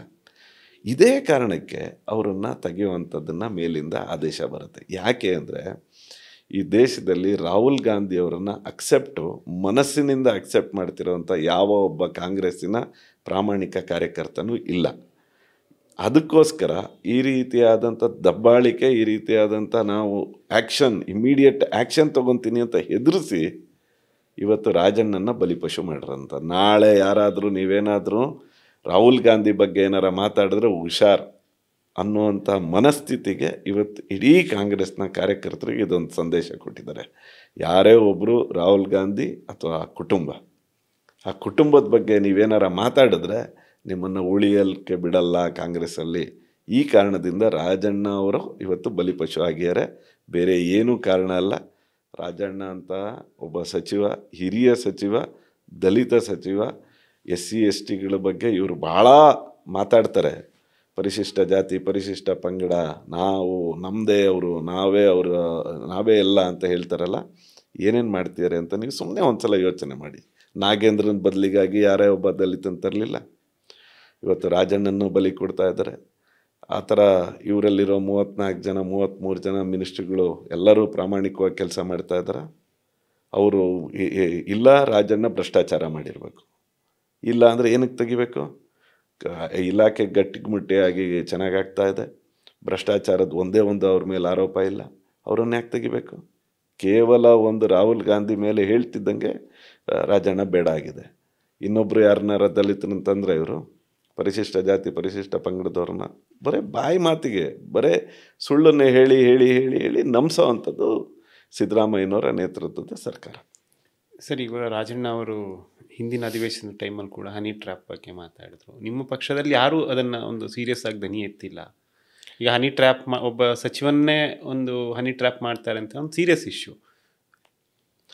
ನಮಗೆ ಆ ಸಂದರ್ಭದಲ್ಲಿ ಹೇಳಿದ್ನಲ್ಲ, ನೂರಾರು ವಿಷಯಗಳು ನಮ್ಮ ಹತ್ರ ಇತ್ತು. ನಾವು ಆ ಸಂದರ್ಭದಲ್ಲಿ ಬೇರೆ ಒಂದು ವಿಷಯನ ಇಟ್ಕೊಂಡು ಮೂಡಾದಿರ್ಬೋದು, ಬೇರೆ ಬೇರೆ ವಿಷಯಗಳು ನಮ್ಮ ಕೈಯಲ್ಲಿತ್ತು. ಅವ್ರು ಮಾಡಿರೋ ಭ್ರಷ್ಟಾಚಾರದ ಬಗ್ಗೆ ನಮ್ಮ ಹತ್ರ ಇತ್ತು, ದಾಖಲೆಗಳಿತ್ತು. ನಮ್ಮ ಮೇಲೆ ಸುಮ್ಮನೆ ಆರೋಪ ಮಾಡಿದ್ರು 40%, ಅದು ಬಿದ್ದೋಗಿತ್ತು. 60% ಅವರು ಎಲ್ಲ ಕಾಂಟ್ರಾಕ್ಟರ್ಸಿಂದ ಹಿಡಿದು ಎಲ್ಲರೂ ಹೇಳಕ್ಕೆ ಶುರು ಮಾಡಿದರು. ಈ ಆರೋಪಗಳನ್ನು ಮಾಡೋವಂಥದ್ದು ಸಂದರ್ಭದಲ್ಲಿ ಹನಿ ಟ್ರ್ಯಾಪನ್ನು ಅಂತ ಹೇಳಿದಂಥ ರಾಜಣ್ಣವರು ಒಂದು ಸ್ವಲ್ಪ ಹಿಂದೋದ್ರು. ಆವಾಗ ಅವ್ರಿಗೆ ಬೇರೆ ಬೇರೆ ಒತ್ತಡಗಳು ಬಂತು. ಹಾಗಾಗಿ ನಾವು ಅವತ್ತು ಹೇಳಿದ್ವಿ, ಈ ಸಂದರ್ಭಕ್ಕೆ ನಮ್ಮ ಬೇರೆ ವಿಷಯಗಳಿದ್ದಾವೆ, ಅದ್ರ ಬಗ್ಗೆ ನಾವು ಮಾತಾಡ್ತಾ ಇದ್ದೀವಿ ಅಂತ. ಆದರೆ ಇವತ್ತು ರಾಜಣ್ಣ ಅವ್ರದ್ದು ಹನಿ ಟ್ರ್ಯಾಪ್ ವಿಷಯ ಇರ್ಬೋದು, ಅಥವಾ ಅವರು ಸತ್ಯ ಹೇಳುವಂತಹ ವಿಷಯಕ್ಕೆ ಯಾವಾಗ ಹೋಗಿದ್ದಾರೆ ಅವರನ್ನು ತುಳಿಯುವಂಥದ್ದನ್ನು ಕಾಂಗ್ರೆಸ್ ಅವರು ವ್ಯವಸ್ಥಿತವಾಗಿ ಮಾಡ್ತಿದ್ದಾರೆ. ಇದು ಎರಡು ವಿಷಯಗಳು ಸೇರಿ ಅವರನ್ನು ಬಲಿಪಶು ಮಾಡಿದ್ದಾರೆ ಅಂತೀರಾ? ಅವರು ಸತ್ಯ ಹೇಳೋಕ್ಕೆ ಪ್ರಯತ್ನ ಮಾಡಿದ್ದಾರೆ. ಹಿಂದೆ ನೋಡಿ ಅವರ ಈ ಟೂ ಪೋಸ್ಟ್ ಹಿಡ್ಕೋಬಾರ್ದು, ಒಬ್ಬರು ಕಾರ್ಯಾಧ್ಯಕ್ಷರು ಒಬ್ಬರು DCM ಆಗಿದ್ದಾರೆ ಅಂತ ಹೇಳಿದಾಗ ಸತ್ಯ ಹೇಳಿರೋದು, ಅದರೊಳಗೇನು ತಪ್ಪಿಲ್ಲ. DK ಶಿವಕುಮಾರ್ ಜೊತೆಗಿನ ವೈಮನಸ್ಸೆ ಇಷ್ಟೊಂದು ಆಯ್ತು ಅಂತ ನಾನು ಅದನ್ನೇ ಹೇಳ್ತಿರೋದು. ಸಿದ್ದರಾಮಯ್ಯನವರ ತಂಡವನ್ನು ಬಿಡಿಯಾಗಿ ಹೊಡಿಬೇಕು ಅನ್ನುವಂಥದ್ದನ್ನು ಇಲ್ಲಿನ ಇನ್ನೊಂದು ಟೀಮು ಅಂದರೆ DK ಶಿವಕುಮಾರ್ ಅವ್ರ ಟೀಮು. ಕರ್ನಾಟಕದಲ್ಲಿ ಏನಾಗಿದೆ ಅಂದರೆ ಅವ್ರವ್ರನ್ನ ಉಳಿಸ್ಕೊಳ್ಳೋ ಅಂಥದ್ದನ್ನು ಪ್ರಯತ್ನಗಳು ಇವತ್ತು ರಾಜ್ಯದಲ್ಲಿ ನಡೀತಾ ಇದೆ. ಕಾಂಗ್ರೆಸ್ಸಲ್ಲಿ ಎರಡು ಟೀಮು ಯಾರು ಬಲಿಷ್ಠರು ಅನ್ನುವಂಥದ್ದನ್ನು ಕೇಂದ್ರಕ್ಕೆ ತೋರಿಸೋವಂಥದ್ರೊಳಗಡೆ ಇವತ್ತು DK ಶಿವಕುಮಾರ್ ಒಂದು ಹಂತದಲ್ಲಿ ಮುಂದಕ್ಕೆ ಹೋಗಿದ್ದಾರೆ. ಆದರೆ ಸಿದ್ದರಾಮಯ್ಯನವರು ಇವತ್ತು ನಾನೇ ಬಲಿಷ್ಠ ನಂದೇ ತಂಡ ಇರೋವಂಥದ್ದನ್ನು ಪದೇ ಹೇಳ್ತಿರೋದು. ಹಾಗಾಗಿ ಯಾರು ಹಾಳಾಗ್ತಿದ್ದೀವಿ ಅಂದರೆ ಕರ್ನಾಟಕದ ಜನತೆ. ಇವರು ಅವ್ರವ್ರ ಕುರ್ಚಿನ ಉಳಿಸ್ಕೊಳಕ್ಕೆ, ಒಬ್ಬರು ಅವ್ರ ಕುರ್ಚಿನ ಕಿತ್ಕೊಳಕ್ಕೆ, ಇನ್ನೊಬ್ರು ಅವ್ರ ಕುರ್ಚಿನ ಉಳಿಸ್ಕೊಳಕ್ಕೆ ಒದ್ದಾಡ್ತಿದ್ದಾರೆ. ಸರಿ, ಒಂದು ಕುರ್ಚಿ ಗುದ್ದಾಟದಲ್ಲಿ ಪ್ರಜೆಗಳಿಗೆ ಅಥವಾ ಜನಸಾಮಾನ್ಯನಿಗೆ ಆಗುವಂಥ ತೊಂದರೆ ಆಗ್ತಾ ಇದೆ. ನೀವು ಜನಸಾಮಾನ್ಯರನ್ನು ಇವ್ರು ಮರ್ತಾಗಿದೆ. ಯಾವಾಗ 136 ಸೀಟ್ ಸಿಕ್ತು ಇವ್ರ ತಲೆ ತಿರುಗ್ತಿವ್ರದ್ದು. ಇವ್ರನ್ನ ಯಾರು ಏನು ಮಾಡಲಿಕ್ಕಾಗಲ್ಲ ಅನ್ನೋವಂಥದ್ದನ್ನ ಭಾವನೆಗಳಲ್ಲಿದ್ದಾರೆ. ಇನ್ನು ಗ್ಯಾರಂಟಿಗಳಿಂದ ನಾವು ಇವತ್ತು ಗೆದ್ದಿದ್ದೀವಿ ಅನ್ನೋವಂಥದ್ದು, ಗ್ಯಾರಂಟಿ ಯೋಜನೆಗಳನ್ನು ಜನರಿಗೆ ತಲುಪಿಸ್ತಾ ಇದ್ದೀವಿ, ಅದರಿಂದ ಜನ ನಮಗೆ ಆಶೀರ್ವಾದ ಮಾಡ್ತಾರೆ ಅನ್ನುವಂಥ ಹುಚ್ಚಾಟದಲ್ಲಿದ್ದಾರೆ. ಇಡೀ ಕರ್ನಾಟಕ ಇವತ್ತು ಯಾವುದೇ ಇಲಾಖೆಯಲ್ಲಿ ಪ್ರಗತಿ ಇಲ್ಲ. ಇವರು ಸುಳ್ಳನ್ನು ಹೆಂಗೆ ಹೇಳ್ತಾರೆ ಅಂದರೆ, ಅವರು ಬಜೆಟನ್ನು ಕೊಡಬೇಕಾದ್ರೆ 65,000 ಕೋಟಿ ಗ್ಯಾರಂಟಿಗಳಿಗೆ ಬೇಕು ಅಂತಾರೆ. ಇನ್ನು ನಾವು ಅದನ್ನು ಬಿಟ್ಟು 85,000 ಕೋಟಿ ನಾವು ಇವತ್ತು ಅಭಿವೃದ್ಧಿ ಕಾರ್ಯವನ್ನು ಮಾಡಿದ್ದೀವಿ, ಇನ್ಫ್ರಾಸ್ಟ್ರಕ್ಚರ್ ಡೆವಲಪ್ಮೆಂಟನ್ನು ಮಾಡಿದ್ದೀವಿ ಅಂತ ಒಂದು ದಿವಸ ಹೇಳಿಲ್ಲ ಇಂಥದಕ್ಕೆ ನಾವು ದುಡ್ಡು ಹಾಕಿದ್ದೀವಿ ಅಂತ. ನಾವು ಈಗಾಗಲೇ ದಾಖಲೆಗಳನ್ನು ಕೊಡ್ತಾ ಇದ್ದೀವಿ. ಕೊಡಿ ನೀವು 85,000 ಕೋಟಿನ ಇವತ್ತು ಎಲ್ಲೆಲ್ಲಿ ಮೂಲಭೂತ ಸೌಕರ್ಯಕ್ಕಿರ್ಬೋದು ಅಥವಾ ಇವತ್ತು ಕ್ಯಾಪಿಟಲ್ ಇನ್ವೆಸ್ಟ್ಮೆಂಟ್ ಇರ್ಬೋದು, ಅದಕ್ಕೆಲ್ಲ ಹಾಕಿದ್ದೀರಾ ಅಂತ ಕೇಳಿದ್ರೂ ಕೊಡೋಕ್ಕೆ ಅವ್ರ ಹತ್ರ ಯಾವುದೇ ದಾಖಲೆಗಳು ಕೂಡ ಇಲ್ಲ. ಇವತ್ತು ರಾಜ್ಯದಲ್ಲಿ ಒಂದು ಗುಂಡಿ ಮುಚ್ಚಕ್ಕಾಗ್ತಾ ಇಲ್ಲ. ನೀವು ಗ್ರಾಮಗಳಿಗೆ ಹೋಗಿಬಿಟ್ರೆ ನಾವು ರೋಡ್ಗಳನ್ನು ಮಾಡಿಸ್ತಾ ಇದ್ವಿ, ನಾನಾ ರೀತಿಯಾದಂಥ ಯೋಜನೆಗಳನ್ನು ಮಾಡ್ತಾಯಿದ್ವಿ. ಯಾವುದೇ ಯೋಜನೆಗಳು ಇವತ್ತು ಅನುಷ್ಠಾನ ಆಗ್ತಿಲ್ಲ. 5 ಗ್ಯಾರಂಟಿಗಳು ಮಾಡ್ತಾಯಿದ್ವಿ. ಅದು ಬಿಟ್ಟರೆ ಬೇರೆ ಏನು ಕೆಲಸ ಆಗ್ತಿಲ್ಲ. ಜನರಿಗೆ ಶಾಲೆಗಳು, ಆಸ್ಪತ್ರೆಗಳು, ರಿಕ್ರೂಟ್ಮೆಂಟ್ ಇಲ್ಲ ಆಸ್ಪತ್ರೆಗಳಲ್ಲಾಗಲಿ. ಯೂನಿವರ್ಸಿಟಿಗಳು ಮುಚ್ಚುತ್ತೀವಿ ಅಂತಾರೆ. ನಾಳೆ ಇವ್ರಿಗೆ ಶಿಕ್ಷಣ ಬೇಕಾಗಿಲ್ಲ, ಆರೋಗ್ಯ ಬೇಕಾಗಿಲ್ಲ, ಯಾಕಂದರೆ ಇವ್ರದ್ದು ಎಲ್ಲರದು ಇದೆ. ಸ್ವಂತ ಶಿಕ್ಷಣ ಸಂಸ್ಥೆಗಳು, ಸ್ವಂತ ಆರೋಗ್ಯ ಇವ್ರದ್ದು ಆಸ್ಪತ್ರೆಗಳಿರೋದ್ರಿಂದ ಸರ್ಕಾರದ ಏನಾದರೂ ನಮಗೇನಾಗಬೇಕ್ರಿ ಅನ್ನುವಂಥ ಭಾವನೆಗಳಲ್ಲಿ ಕಾಂಗ್ರೆಸ್ ಸರ್ಕಾರ ಇರುವಂಥದ್ದು. ಸರ್, ಈಗ ಸರ್ಕಾರದೊಂದು ಆಪಾದನೆ GSTಯಲ್ಲಿ ತಾರತಮ್ಯ ಆಗ್ತಾ ಇದೆ ಅಂತ. ಅದಕ್ಕೋಸ್ಕರ ಫಂಡ್ಸ್ ನಮಗೆ ಕಮ್ಮಿ ಇದೆ, ಅಭಿವೃದ್ಧಿ ಕಾರ್ಯ ಮಾಡೋಕ್ಕೆ ಫಂಡ್ಸ್ ಇಲ್ಲ ಅಂತ. ಇತ್ತೀಚೆಗೆ ನಾವು ಮಿನಿಸ್ಟರ್ಸ್ ಒಬ್ಬರನ್ನು ಮಾತಾಡಿಸಿದಾಗ ಅವರ ಆಪಾದನೆ ಕೇಂದ್ರದಲ್ಲಿ BJP ಸರ್ಕಾರ ಮಲತಾಯಿ ಧೋರಣೆ ತೋರ್ತಾ ಇದೆ ಅಂತ. ನೋಡಿ, ಖಂಡಿತವಾಗ್ಲೂ ಇಲ್ಲ. ಇದು ನಾನು CM ಅವ್ರು ಇದ್ದಾಗಲೇ ನನ್ನ ಭಾಷಣದಲ್ಲಿ ಬಜೆಟ್ ಬಗ್ಗೆ ಮಾತಾಡ್ಬೇಕಾದ್ರೆ ಹೇಳಿದ್ದೆ. ಟ್ಯಾಕ್ಸ್ ಕಲೆಕ್ಷನ್ನು ಮತ್ತು ಡಿವಲ್ಯೂಷನ್ ಆಫ್ ಟ್ಯಾಕ್ಸ್ ಭಾರತದಲ್ಲಿ ಒಂದು ನೀತಿ ಆಯೋಗ ಅಂತ ಇದೆ. ನಮ್ಮ ಸ್ಟೇಟಿಂದ ರೆಪ್ರೆಸೆಂಟೇಷನ್ ಆದಂಥದ್ದು 2000 ಯಾವಾಗ ಇದರ ಸ್ಟ್ರಕ್ಚರ್ ಅಂದರೆ ಇಡೀ ಭಾರತದ ಕಮಿಷನ್ ಅದರದ್ದು ಒಟ್ಟಾರೆ ಸ್ಟ್ರಕ್ಚರನ್ನು ಮಾಡಿದಾಗ ನಮ್ಮ ಡೆಮೋಗ್ರಫಿ, ನಮ್ಮ ಪಾಪ್ಯುಲೇಷನ್ನು, ನಮ್ಮದೆಲ್ಲದನ್ನು ಇಟ್ಟು ನಮಗೆ ಇಷ್ಟು ಪರ್ಸೆಂಟೇಜ್ ಆಫ್ ಟೋಟಲ್ ದೇಶದ ಕಲೆಕ್ಟೆಡ್ ಅಮೌಂಟಲ್ಲಿ ನಮಗೆ 3.13 ಇದ್ವಿ ನಾವು. ನಮ್ಮದು ಪಾಪ್ಯುಲೇಷನ್ನು ಬೇರೆ ಕಾರಣಕ್ಕೆ ನಮ್ಮದು ಕಡಿಮೆ ಆಯಿತು, 2.83. ಅದು ಸಿದ್ದರಾಮಯ್ಯನವ್ರ ರೆಪ್ರೆಸೆಂಟೇಷನ್ ಇದ್ದಾಗಲೇ ಅದಾದಂಥದ್ದು, ಮನಮೋಹನ್ ಸಿಂಗ್ ಇದ್ದಾಗಲೇ ಅದಾದಂಥದ್ದು. ಅದು ನಮ್ಮ ಕೈಯಲ್ಲಿ ಯಾರ ಕೈಯಲ್ಲೂ ಇಲ್ಲ. ಅದೊಂದು ಆ ಒಂದು ಬಾಡಿ ಡಿಸೈಡ್ ಮಾಡಿ ಕರ್ನಾಟಕಕ್ಕೆ ಇಡೀ ದೇಶದ ಇಷ್ಟು ಟ್ಯಾಕ್ಸಲ್ಲಿ ಇಷ್ಟು ಪರ್ಸೆಂಟೇಜು ಬರಬೇಕು ಅಂತ. ಆದರೆ ನಾನು ಹೇಳೋದು 2004ರಿಂದ 2014, 2014ರಿಂದ 2025 ಇಲ್ಲಿ ತನಕ ನೀವು ಒಂದು ಸಲ ಇನ್ಫ್ರಾಸ್ಟ್ರಕ್ಚರಿಗೆ ಭಾರತ ಸರ್ಕಾರದಿಂದ ಎಷ್ಟು ದುಡ್ಡು ಬಂದಿದೆ ಅಂತ ಹೇಳಕ್ಕೆ ಹೇಳಿ. Connectivity, road connectivity, rail connectivity, flight connectivity, ಇವು ಮೂರು, ವಿಮಾನಯಾನ, ರೈಲು ಮತ್ತು ರೋಡು, ಈ ಮೂರನ್ನು ಒಂದು ಸಲ 4ರಿಂದ 14ಕ್ಕೆ ಒಂದು ಸಲ ಬಿಡುಗಡೆ ಮಾಡೋಕ್ಕೆ ಹೇಳಿ, 14ರಿಂದ 25ಕ್ಕೆ ಒಂದು ಸಲ ಬಿಡುಗಡೆ ಮಾಡೋಕ್ಕೆ ಹೇಳಿ. ಎಷ್ಟೆಷ್ಟು ದುಡ್ಡು ಬಂದಿದೆ? ಲಕ್ಷಾಂತರ ಕೋಟಿ ಈ 2014ರಿಂದ 25 ತನಕ ಬಂದಿದೆ. ನಮ್ಮ ಕಣ್ಮುಂದೆ ನೋಡ್ತಾ ಇರೋಂಗೆ ಸುಮಾರು 7,500 ಕೋಟಿಯ ಬೆಂಗಳೂರು ಮತ್ತು ಮೈಸೂರು ಆಗುತ್ತೆ. ಈ NHನ ಡೆವಲಪ್ಮೆಂಟ್ ಇಡೀ ರಾಜ್ಯದಲ್ಲಾಗುತ್ತೆ. ಮತ್ತು ರೈಲ್ ಕನೆಕ್ಟಿವಿಟಿ ಇವತ್ತು ನಮಗೆ ಎಲ್ಲೆಲ್ಲಿಗೆ ಬೇಕೋ ಆ ಟ್ರೈನ್ ಕನೆಕ್ಟಿವಿಟಿ ಆಗ್ತಾಯಿದೆ. ನಮ್ಮಂಥ ಊರಲ್ಲಿ 2 ಟ್ರೈನ್ ಇತ್ತು, ಇವತ್ತು 21 ಟ್ರೈನ್ ಓಡಾಡುತ್ತೆ ಶಿವಮೊಗ್ಗ ಅಂತ ಊರಲ್ಲಿ. ಫ್ಲೈಟ್, ವಿಮಾನಯಾನ, ನಮ್ಮಂಥ ಊರಲ್ಲಿ ಇವತ್ತು ಮೋರ್ ದೆನ್ 80% ವಿಮಾನದಲ್ಲಿ ಪ್ರಯಾಣ. ದಿನಕ್ಕೆ 4ರಿಂದ 6 ಫ್ಲೈಟು ನಮ್ಮ ಊರಿಗೆ ಬರುತ್ತೆ. 4-6 ಫ್ಲೈಟಲ್ಲಿ 80%ಗಿಂತ ಜಾಸ್ತಿ ಜನ ಫ್ಲೈಟಲ್ಲಿ ಓಡಾಡ್ತಾರೆ. ನಾಳೆ ಟೂರಿಸಮ್ ಇಂಪ್ರೂವ್ ಆಗುತ್ತೆ. ಆ ಟೂರಿಸಮಿಗೆ ಬೇಕಾಗಿರೋವಂಥದ್ದು ಕೆಲಸ, ಸ್ಟೇಟಿನ ಏನು ಮ್ಯಾಚಿಂಗ್ ಗ್ರ್ಯಾಂಟ್ ಇದೆ ಅದನ್ನು ಕೊಡೋಕ್ಕೂ ಇವ್ರಿಗೆ ಶಕ್ತಿ ಇಲ್ಲ. ಇತ್ತೀಚೆಗೆ ಹೇಳ್ತೀನಿ ನಾನು, ನಮ್ಮದು ಟ್ರೈನ್ ಕನೆಕ್ಟಿವಿಟಿ ಶಿವಮೊಗ್ಗ ಮತ್ತು ಹರಿಹರ, ಅದಕ್ಕೆ ಅಕ್ವಿಸಿಷನ್ ಮಾಡಿ ಕೊಡಬೇಕಾಗಿರೋವಂಥದ್ದು ರಾಜ್ಯ ಸರ್ಕಾರ. ಯಾವುದೇ ಲ್ಯಾಂಡ್ ಅಕ್ವಿಸಿಷನ್ ಮಾಡಬೇಕಾಗಿರೋದು ರಾಜ್ಯ ಸರ್ಕಾರ ಮಾಡಿಲ್ಲ. ಶಿವಮೊಗ್ಗ ಬೆಂಗಳೂರು ಅಂದರೆ ತುಮಕೂರು ತನಕ ನ್ಯಾಷನಲ್ ಹೈವೇ ಆಗ್ತಾ ಇದೆ. ಲ್ಯಾಂಡ್ ಅಕ್ವಿಸಿಷನ್ ಮಾಡಬೇಕಾಗಿರೋದು ಯಾರು? ಸ್ಟೇಟು. 18 ಕಡೆ ಇನ್ನೂ ಮಾಡಿಲ್ಲ ಅವರು. ಲ್ಯಾಂಡ್ ಅಕ್ವಿಸಿಷನ್ ಮಾಡೋಕ್ಕೆ ಆಸಕ್ತಿ ಇಲ್ಲ. ಅವ್ರಿಗೆ ಬೇಕಾಗಿರೋವಂಥದ್ದು ಮ್ಯಾಚಿಂಗ್ ಏನು ಕೊಡಬೇಕು ಸ್ಟೇಟ್ ಸರ್ಕಾರ, ಅದನ್ನು ಕೊಡೋ ಅಂತಹ ಶಕ್ತಿ ಇಲ್ಲ, ದುಡ್ಡಿಲ್ಲ. ಮಾತಾಡಿದ್ರೆ ದುಡ್ಡಿಲ್ಲ. 1 ಕೋಟಿ ಏನು ಬೇಡ. ನಮ್ಮ ಶಿವಮೊಗ್ಗದ ವಿಮಾನ ನಿಲ್ದಾಣ ಆಗಿ 1 ವರ್ಷ ಆಯಿತು. ನಮಗೆ ನೈಟ್ ಲ್ಯಾಂಡಿಂಗಿಗೆ DGCಯಿಂದ ಪರ್ಮಿಷನ್ ಬೇಕು. ಅದಕ್ಕೆ ಬೇಕಾಗಿರೋವಂಥ ಉಪಕರಣಗಳನ್ನು ಎಲ್ಲನೂ ನಮ್ಮ MP ಅವರು ಈಗಾಗಲೇ ಕೇಂದ್ರದಿಂದ ತಂದಾಗಿದೆ. ಈಗ ಅದಕ್ಕೆ ಲೈಸೆನ್ಸ್ ಕೊಟ್ಟು ಫೈನಲ್ ಇಂಪ್ಲಿಮೆಂಟೇಷನ್ ಮಾಡಬೇಕಾಗಿರೋವಂಥದ್ದು KSSIDC ಅದನ್ನು ನಡೆಸ್ತಾ ಇರೋವಂಥದ್ದು. ಅವರು 1 ಕೋಟಿ ರೂಪಾಯಿ ಕೊಡಬೇಕು, ಅದನ್ನು ಕೊಡಲ್ಲ ಅಂತಾರೆ. ಒಂದು ದ್ವೇಷದ ರಾಜಕಾರಣ, ಇನ್ನೊಂದು ಈ ರೀತಿ ದುಡ್ಡಿಲ್ಲ ಅನ್ನೋವಂಥದ್ದು. ಇನ್ನೂ ಸರ್ಕಾರಿ ನೌಕರರಿಗೆ ವೇತನ ಕೊಡೋ ಅಂಥದ್ದನ್ನೇ 3 ತಿಂಗಳು, 2 ತಿಂಗಳು, 4 ತಿಂಗಳು ಈ ಥರ ಲೇಟ್ ಆಗ್ತಾ ಇದೆ.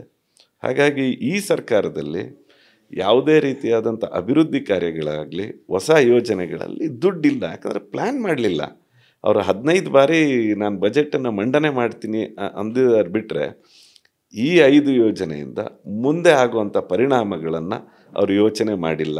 ಇದನ್ನು ನೇರವಾಗಿ ಅವ್ರ ಮೇಲೆ ಆರೋಪ ಮಾಡೋವಂಥದ್ದು ನಾನು. ಯಾವುದೇ ಕಾರಣಕ್ಕೂ 5 ಯೋಜನೆಗಳನ್ನು ಆಗೋದ್ರಿಂದ ಇನ್ನು 5 ವರ್ಷ ನಾವು ಹೆಂಗೆ ನಮ್ಮ ಬಜೆಟನ್ನು ನಾವು ಅಲೋಕೇಟ್ ಮಾಡಬೇಕು ಅದ್ರ ಬಗ್ಗೆ ಖಂಡಿತವಾಗ್ಲೂ ಯೋಚನೆ ಮಾಡಲಿಲ್ಲ. ಅವ್ರಿಗೆ ಒಂದೇ ಬೇಕಾಗಿದ್ದು ಕುರ್ಚಿ, CM ಕುರ್ಚಿ ಬೇಕಿತ್ತು. ಹಾಗಾಗಿ ಸರ್ಕಾರ ಬೇಕಿತ್ತು, ಅದನ್ನು ದುರುಪಯೋಗ ಮಾಡ್ಕೊಂಡ್ರು. ಸರ್, ನೀವು ಕಳೆದ ಸಲ ಅಧಿವೇಶನದಲ್ಲಿ ಈ ಅನ್ಯುಟಿಲೈಸ್ಡ್ ಫಂಡ್ಸ್ ಬಗ್ಗೆ ಮಾತಾಡಿದ್ರಿ. ಏನು ಸರ್ ಆ್ಯಕ್ಚುಲಿ ಅದು? ಇನ್ನೊಂದು ದಿವಸ ಅದ್ರ ಬಗ್ಗೆ ಪೂರ್ತಿ ವಿವರವನ್ನು ಕೊಡ್ತೀನಿ. ಅಂದರೆ ನಮ್ಮ ತಾಲೂಕ್ ಪಂಚಾಯತ್, ಜಿಲ್ಲಾ ಪಂಚಾಯತ್ ಇಲ್ಲ ನಮಗೆ. ಈಗ ಕಳೆದ 21-22ರಿಂದನೇ ನಮಗೆ ಇಲ್ಲ, ಎಲೆಕ್ಷನ್ ಆಗಿಲ್ಲ. ಹಾಗಾಗಿ ತಾಲೂಕ್ ಪಂಚಾಯತ್, ಜಿಲ್ಲಾ ಪಂಚಾಯತ್ ಬಾಡಿ ಇಲ್ದಿರೋ ಕಾರಣಕ್ಕೆ ಅದಕ್ಕೆ ನಮ್ಮದು ರಿಸರ್ವ್ ಫಂಡ್ ಅಂತ ಇರುತ್ತೆ, ಅವೆರಡು ಬಾಡಿಗೆ ಅದಷ್ಟು ಯುಟಿಲೈಸ್ ಆಗಲ್ಲ. ನಾನು ಕೇಳಿದ್ದೆ 22, 23, 21, 22, 23, 24ರಲ್ಲಿ ಎಷ್ಟು ಇದನ್ನು ನೀವು ಯೂಸ್ ಆಗದೇ ಇರುವಂಥದ್ದು ದುಡ್ಡು ಎಷ್ಟು ಫಂಡ್ ಇದೆ, ಅದನ್ನು ಏನು ಮಾಡಿದ್ದೀರಾ ಅಂತ. ಇದೊಂದು ದೊಡ್ಡ ಲಾಬಿ ಇದೆ. ಇದು ಸುಮಾರು 1953 ಕೋಟಿ ನನಗೆ ಮಾಹಿತಿ ಕೊಡ್ತಾರೆ. ಇಷ್ಟು ದುಡ್ಡನ್ನು ನಾವು ಯುಟಿಲೈಸ್ ಮಾಡಿಲ್ಲ. ಆ ದುಡ್ಡು ಎಲ್ಲಿದೆ ಅಂದರೆ ಇಲ್ಲಿವರೆಗೂ ಗೊತ್ತಿಲ್ಲ. ನಿಮಗೆ ಗೊತ್ತಿರಲಿ, ಫೈನಾನ್ಸ್ ಡಿಪಾರ್ಟ್ಮೆಂಟಿಗೆ ಅದು ಜಮಾ ಆಗಿಲ್ಲ, ನಮ್ಮ ಖಜಾನೆಗೆ ಜಮಾ ಆಗಿಲ್ಲ. ಆ ದುಡ್ಡು ಏನಕ್ಕೆ ಉಪಯೋಗ ಆಗಿದೆ ಅಂತ ಇಲ್ಲಿವರೆಗೂ ಗೊತ್ತಿಲ್ಲ. ನಾನು ಹಾಗಾಗಿ ಮುಖ್ಯಮಂತ್ರಿಗಳಿದ್ದಾಗಲೇ ಈ ಕ್ವಶನನ್ನು ರೈಸ್ ಮಾಡ್ತೀನಿ. ನಾನು ಮುಂದಿನ ದಿವಸದಲ್ಲಿ ಕೊಡ್ತೀನಿ ಅದರದ್ದು ಪೂರ್ತಿ ಮಾಹಿತಿ ಅಂತ. ಇದರೊಳಗೆ ನಾನು ತಕ್ಷಣ ನಮ್ಮ ಚೀಫ್ ಸೆಕ್ರೆಟರಿ ಫೈನಾನ್ಸ್ ಡಿಪಾರ್ಟ್ಮೆಂಟಿಗೆ ಅರ್ಜಿ ಕೊಡ್ತೀನಿ. ಇದು ಸಾಕಾಗಲ್ಲ ಅಂತ ರಾಜ್ಯಪಾಲರಿಗೆ ಹೋಗಿ ಇದ್ರ ಮೇಲೆ ನಾನು ರೆಪ್ರೆಸೆಂಟೇಷನ್ ಕೊಡ್ತೀನಿ. ದಯಮಾಡಿ ತನಿಖೆ ಮಾಡಿ. ಈ ಥರದ್ದು ಬರೀ 1953 ಕೋಟಿ ಅಲ್ಲ, ಸಾವಿರಾರು ಕೋಟಿ ಈ ರಾಜ್ಯದ ಖಜಾನೆಗೆ ಇವರು ಯೂಸ್ ಮಾಡದೇ ಇರೋವಂಥ ಅಮೌಂಟನ್ನು ವಾಪಸ್ ಬಂದಿಲ್ಲ. ನೇರ ಆರೋಪ ಮಾಡ್ತೀನಿ. ಆ ದುಡ್ಡನ್ನು ಇವರು ನಮಗೆ ಗೊತ್ತಿಲ್ಲದಿದ್ದಂಗೆ ಬೇರೆ ಬೇರೆ ಯೋಜನೆಗಳಿಗೆ ತೊಗೊಂಡಿರೋವಂಥದ್ದು ಭ್ರಷ್ಟಾಚಾರ ಆಗಿರೋದು ಕಣ್ಮುಂದೆ ಕಾಣ್ತಾ ಇದೆ. ಇದನ್ನು ಬಿಡಲ್ಲ ನಾವು. ಇದನ್ನು ನಿರಂತರವಾಗಿ ಹೋರಾಟ, ಯಾಕಂದರೆ ಕಾನೂನಾತ್ಮಕ ಹೋರಾಟನೂ ಮಾಡಬೇಕು, ರಾಜಕೀಯವಾಗಿ ನಾವೇನು ಮಾಡಬೇಕು ಅದನ್ನು ಮಾಡಬೇಕು. ಖಂಡಿತವಾಗ್ಲೂ ನಾವು ಮಾಡ್ತೀವಿ. ಸರ್, ನೀವೀಗ ಹೋರಾಟಗಳ ಬಗ್ಗೆ ಮಾತಾಡಿದ್ರಿ. ಜನಸಾಮಾನ್ಯನಿಗೆ BJP ವಿಪಕ್ಷವಾಗಿ ಫೇಲ್ಯೂರ್ ಆಗಿದೆ ಅಂತ ಒಂದು ಕಾಣಿಸ್ತಾ ಇದೆ. ಯಾಕೆಂದರೆ ನಿಮ್ಮ ಒಳಗಡೆನೇ ಇರುವಂಥ ಕಚ್ಚಾಟಗಳು ಇದೆಲ್ಲ ಯಾವಾಗ ಸರಿಯಾಗುತ್ತೆ? ನೀವು ಯಾವಾಗ ಜನರ ಸಮಸ್ಯೆಯ ಬಗ್ಗೆ ಆಲಿಸಿ ಅವ್ರಿಗೆ ಬೇಕಾದಂಥ ಒಂದು ಪರಿಹಾರಕ್ಕೋಸ್ಕರ ಆ್ಯಸ್ ಅಪೋಸಿಷನ್ ನೀವು ಯಾವಾಗ ಒಗ್ಗಟ್ಟಾಗಿ ಕೆಲಸ ಮಾಡ್ತೀರಾ ಅಂತ? ಆ್ಯಸ್ ಅಪೋಸಿಷನ್ನು ನಾವು ಜನಪ್ರತಿನಿಧಿಗಳಿರ್ಬೋದು, ನಮ್ಮ ಸಂಘಟನೆ ಇರ್ಬೋದು, ಪ್ರತಿಯೊಂದು ನಗರದಲ್ಲೂ ನಾವೆಲ್ಲೆಲ್ಲಿ ಭಾರತೀಯ ಜನತಾ ಪಾರ್ಟಿಯ ಸಂಘಟನೆ ಇದೆ ಅಲ್ಲೆಲ್ಲ ಕಡೆನೂ ನಾವು ಹೋರಾಟಗಳನ್ನು ಈ ಸರ್ಕಾರದ ವಿರುದ್ಧ ಮಾಡಿದ್ದೀವಿ. ಇದರೊಳಗಡೆ ನಾವು ಪಾದಯಾತ್ರೆ ಇರ್ಬೋದು, ಮೂಡ ಹಗರಣದ ಪಾದಯಾತ್ರೆ ಇರ್ಬೋದು, ವಾಲ್ಮೀಕಿ ಹಗರಣ ಆದಾಗ ಅವರನ್ನು ರಾಜೀನಾಮೆ ಕೊಡೋ ತನಕ ನಮ್ಮ ನಾಯಕರುಗಳು, ವಿಶೇಷವಾಗಿ ನಮ್ಮ ರಾಜ್ಯಾಧ್ಯಕ್ಷರು ವಿಜೇಂದ್ರ ಅವರ ನೇತೃತ್ವದಲ್ಲಿ ಆದಂಥ ಹೋರಾಟಗಳಿಂದನೇ ಇವತ್ತು ಎಲ್ಲ ಅವರ ಏನೇನು ಭ್ರಷ್ಟಾಚಾರ ನಡೀತಾ ಇದೆ, ಅವರ ಈ ರೀತಿಯಾದಂಥ ಬೇರೆ ಬೇರೆ ಯೋಚನೆ ಮಾಡಿದಾಗ ಅದರ ಮೇಲೆ ಬಾಯಿ ಎತ್ತುವಂಥದ್ದು ಇದನ್ನು ನಿರಂತರವಾಗಿ ಮಾಡ್ತಾಯಿದ್ವಿ. ಒಂದು ನಾನು ಒಪ್ತೇನೆ, ನಮ್ಮ ಒಟ್ಟಾರೆ ಸಂಘಟನೆಯ ಒಗ್ಗಟ್ಟನ್ನು ನಾವು ಈಗ ಮಾಡಬೇಕಾಗಿದೆ ಅಂತ. ಖಂಡಿತವಾಗ್ಲೂ ಏನಾಗಿದೆ, ನಮ್ಮ ಪಕ್ಷ 45 ವರ್ಷ, ನಾವು ಇನ್ನೂ ಯಂಗ್ಸ್ಟರ್, ನಮ್ಮ ಪಕ್ಷನೇ ಇನ್ನೂ ಪ್ರಾರಂಭ ಆಗಿ 1980. ಸರ್, ಒಂದು ನೀವು ಈಗ ಹೇಳಿದ್ರಿ ಸರ್, BJP ಪಕ್ಷ ಅಂದರೆ ಶಿಸ್ತಿನ ಪಕ್ಷ ಅಂತಲೇ ಹೇಳ್ಕೊಂಡು ಬಂದಿರೋದು.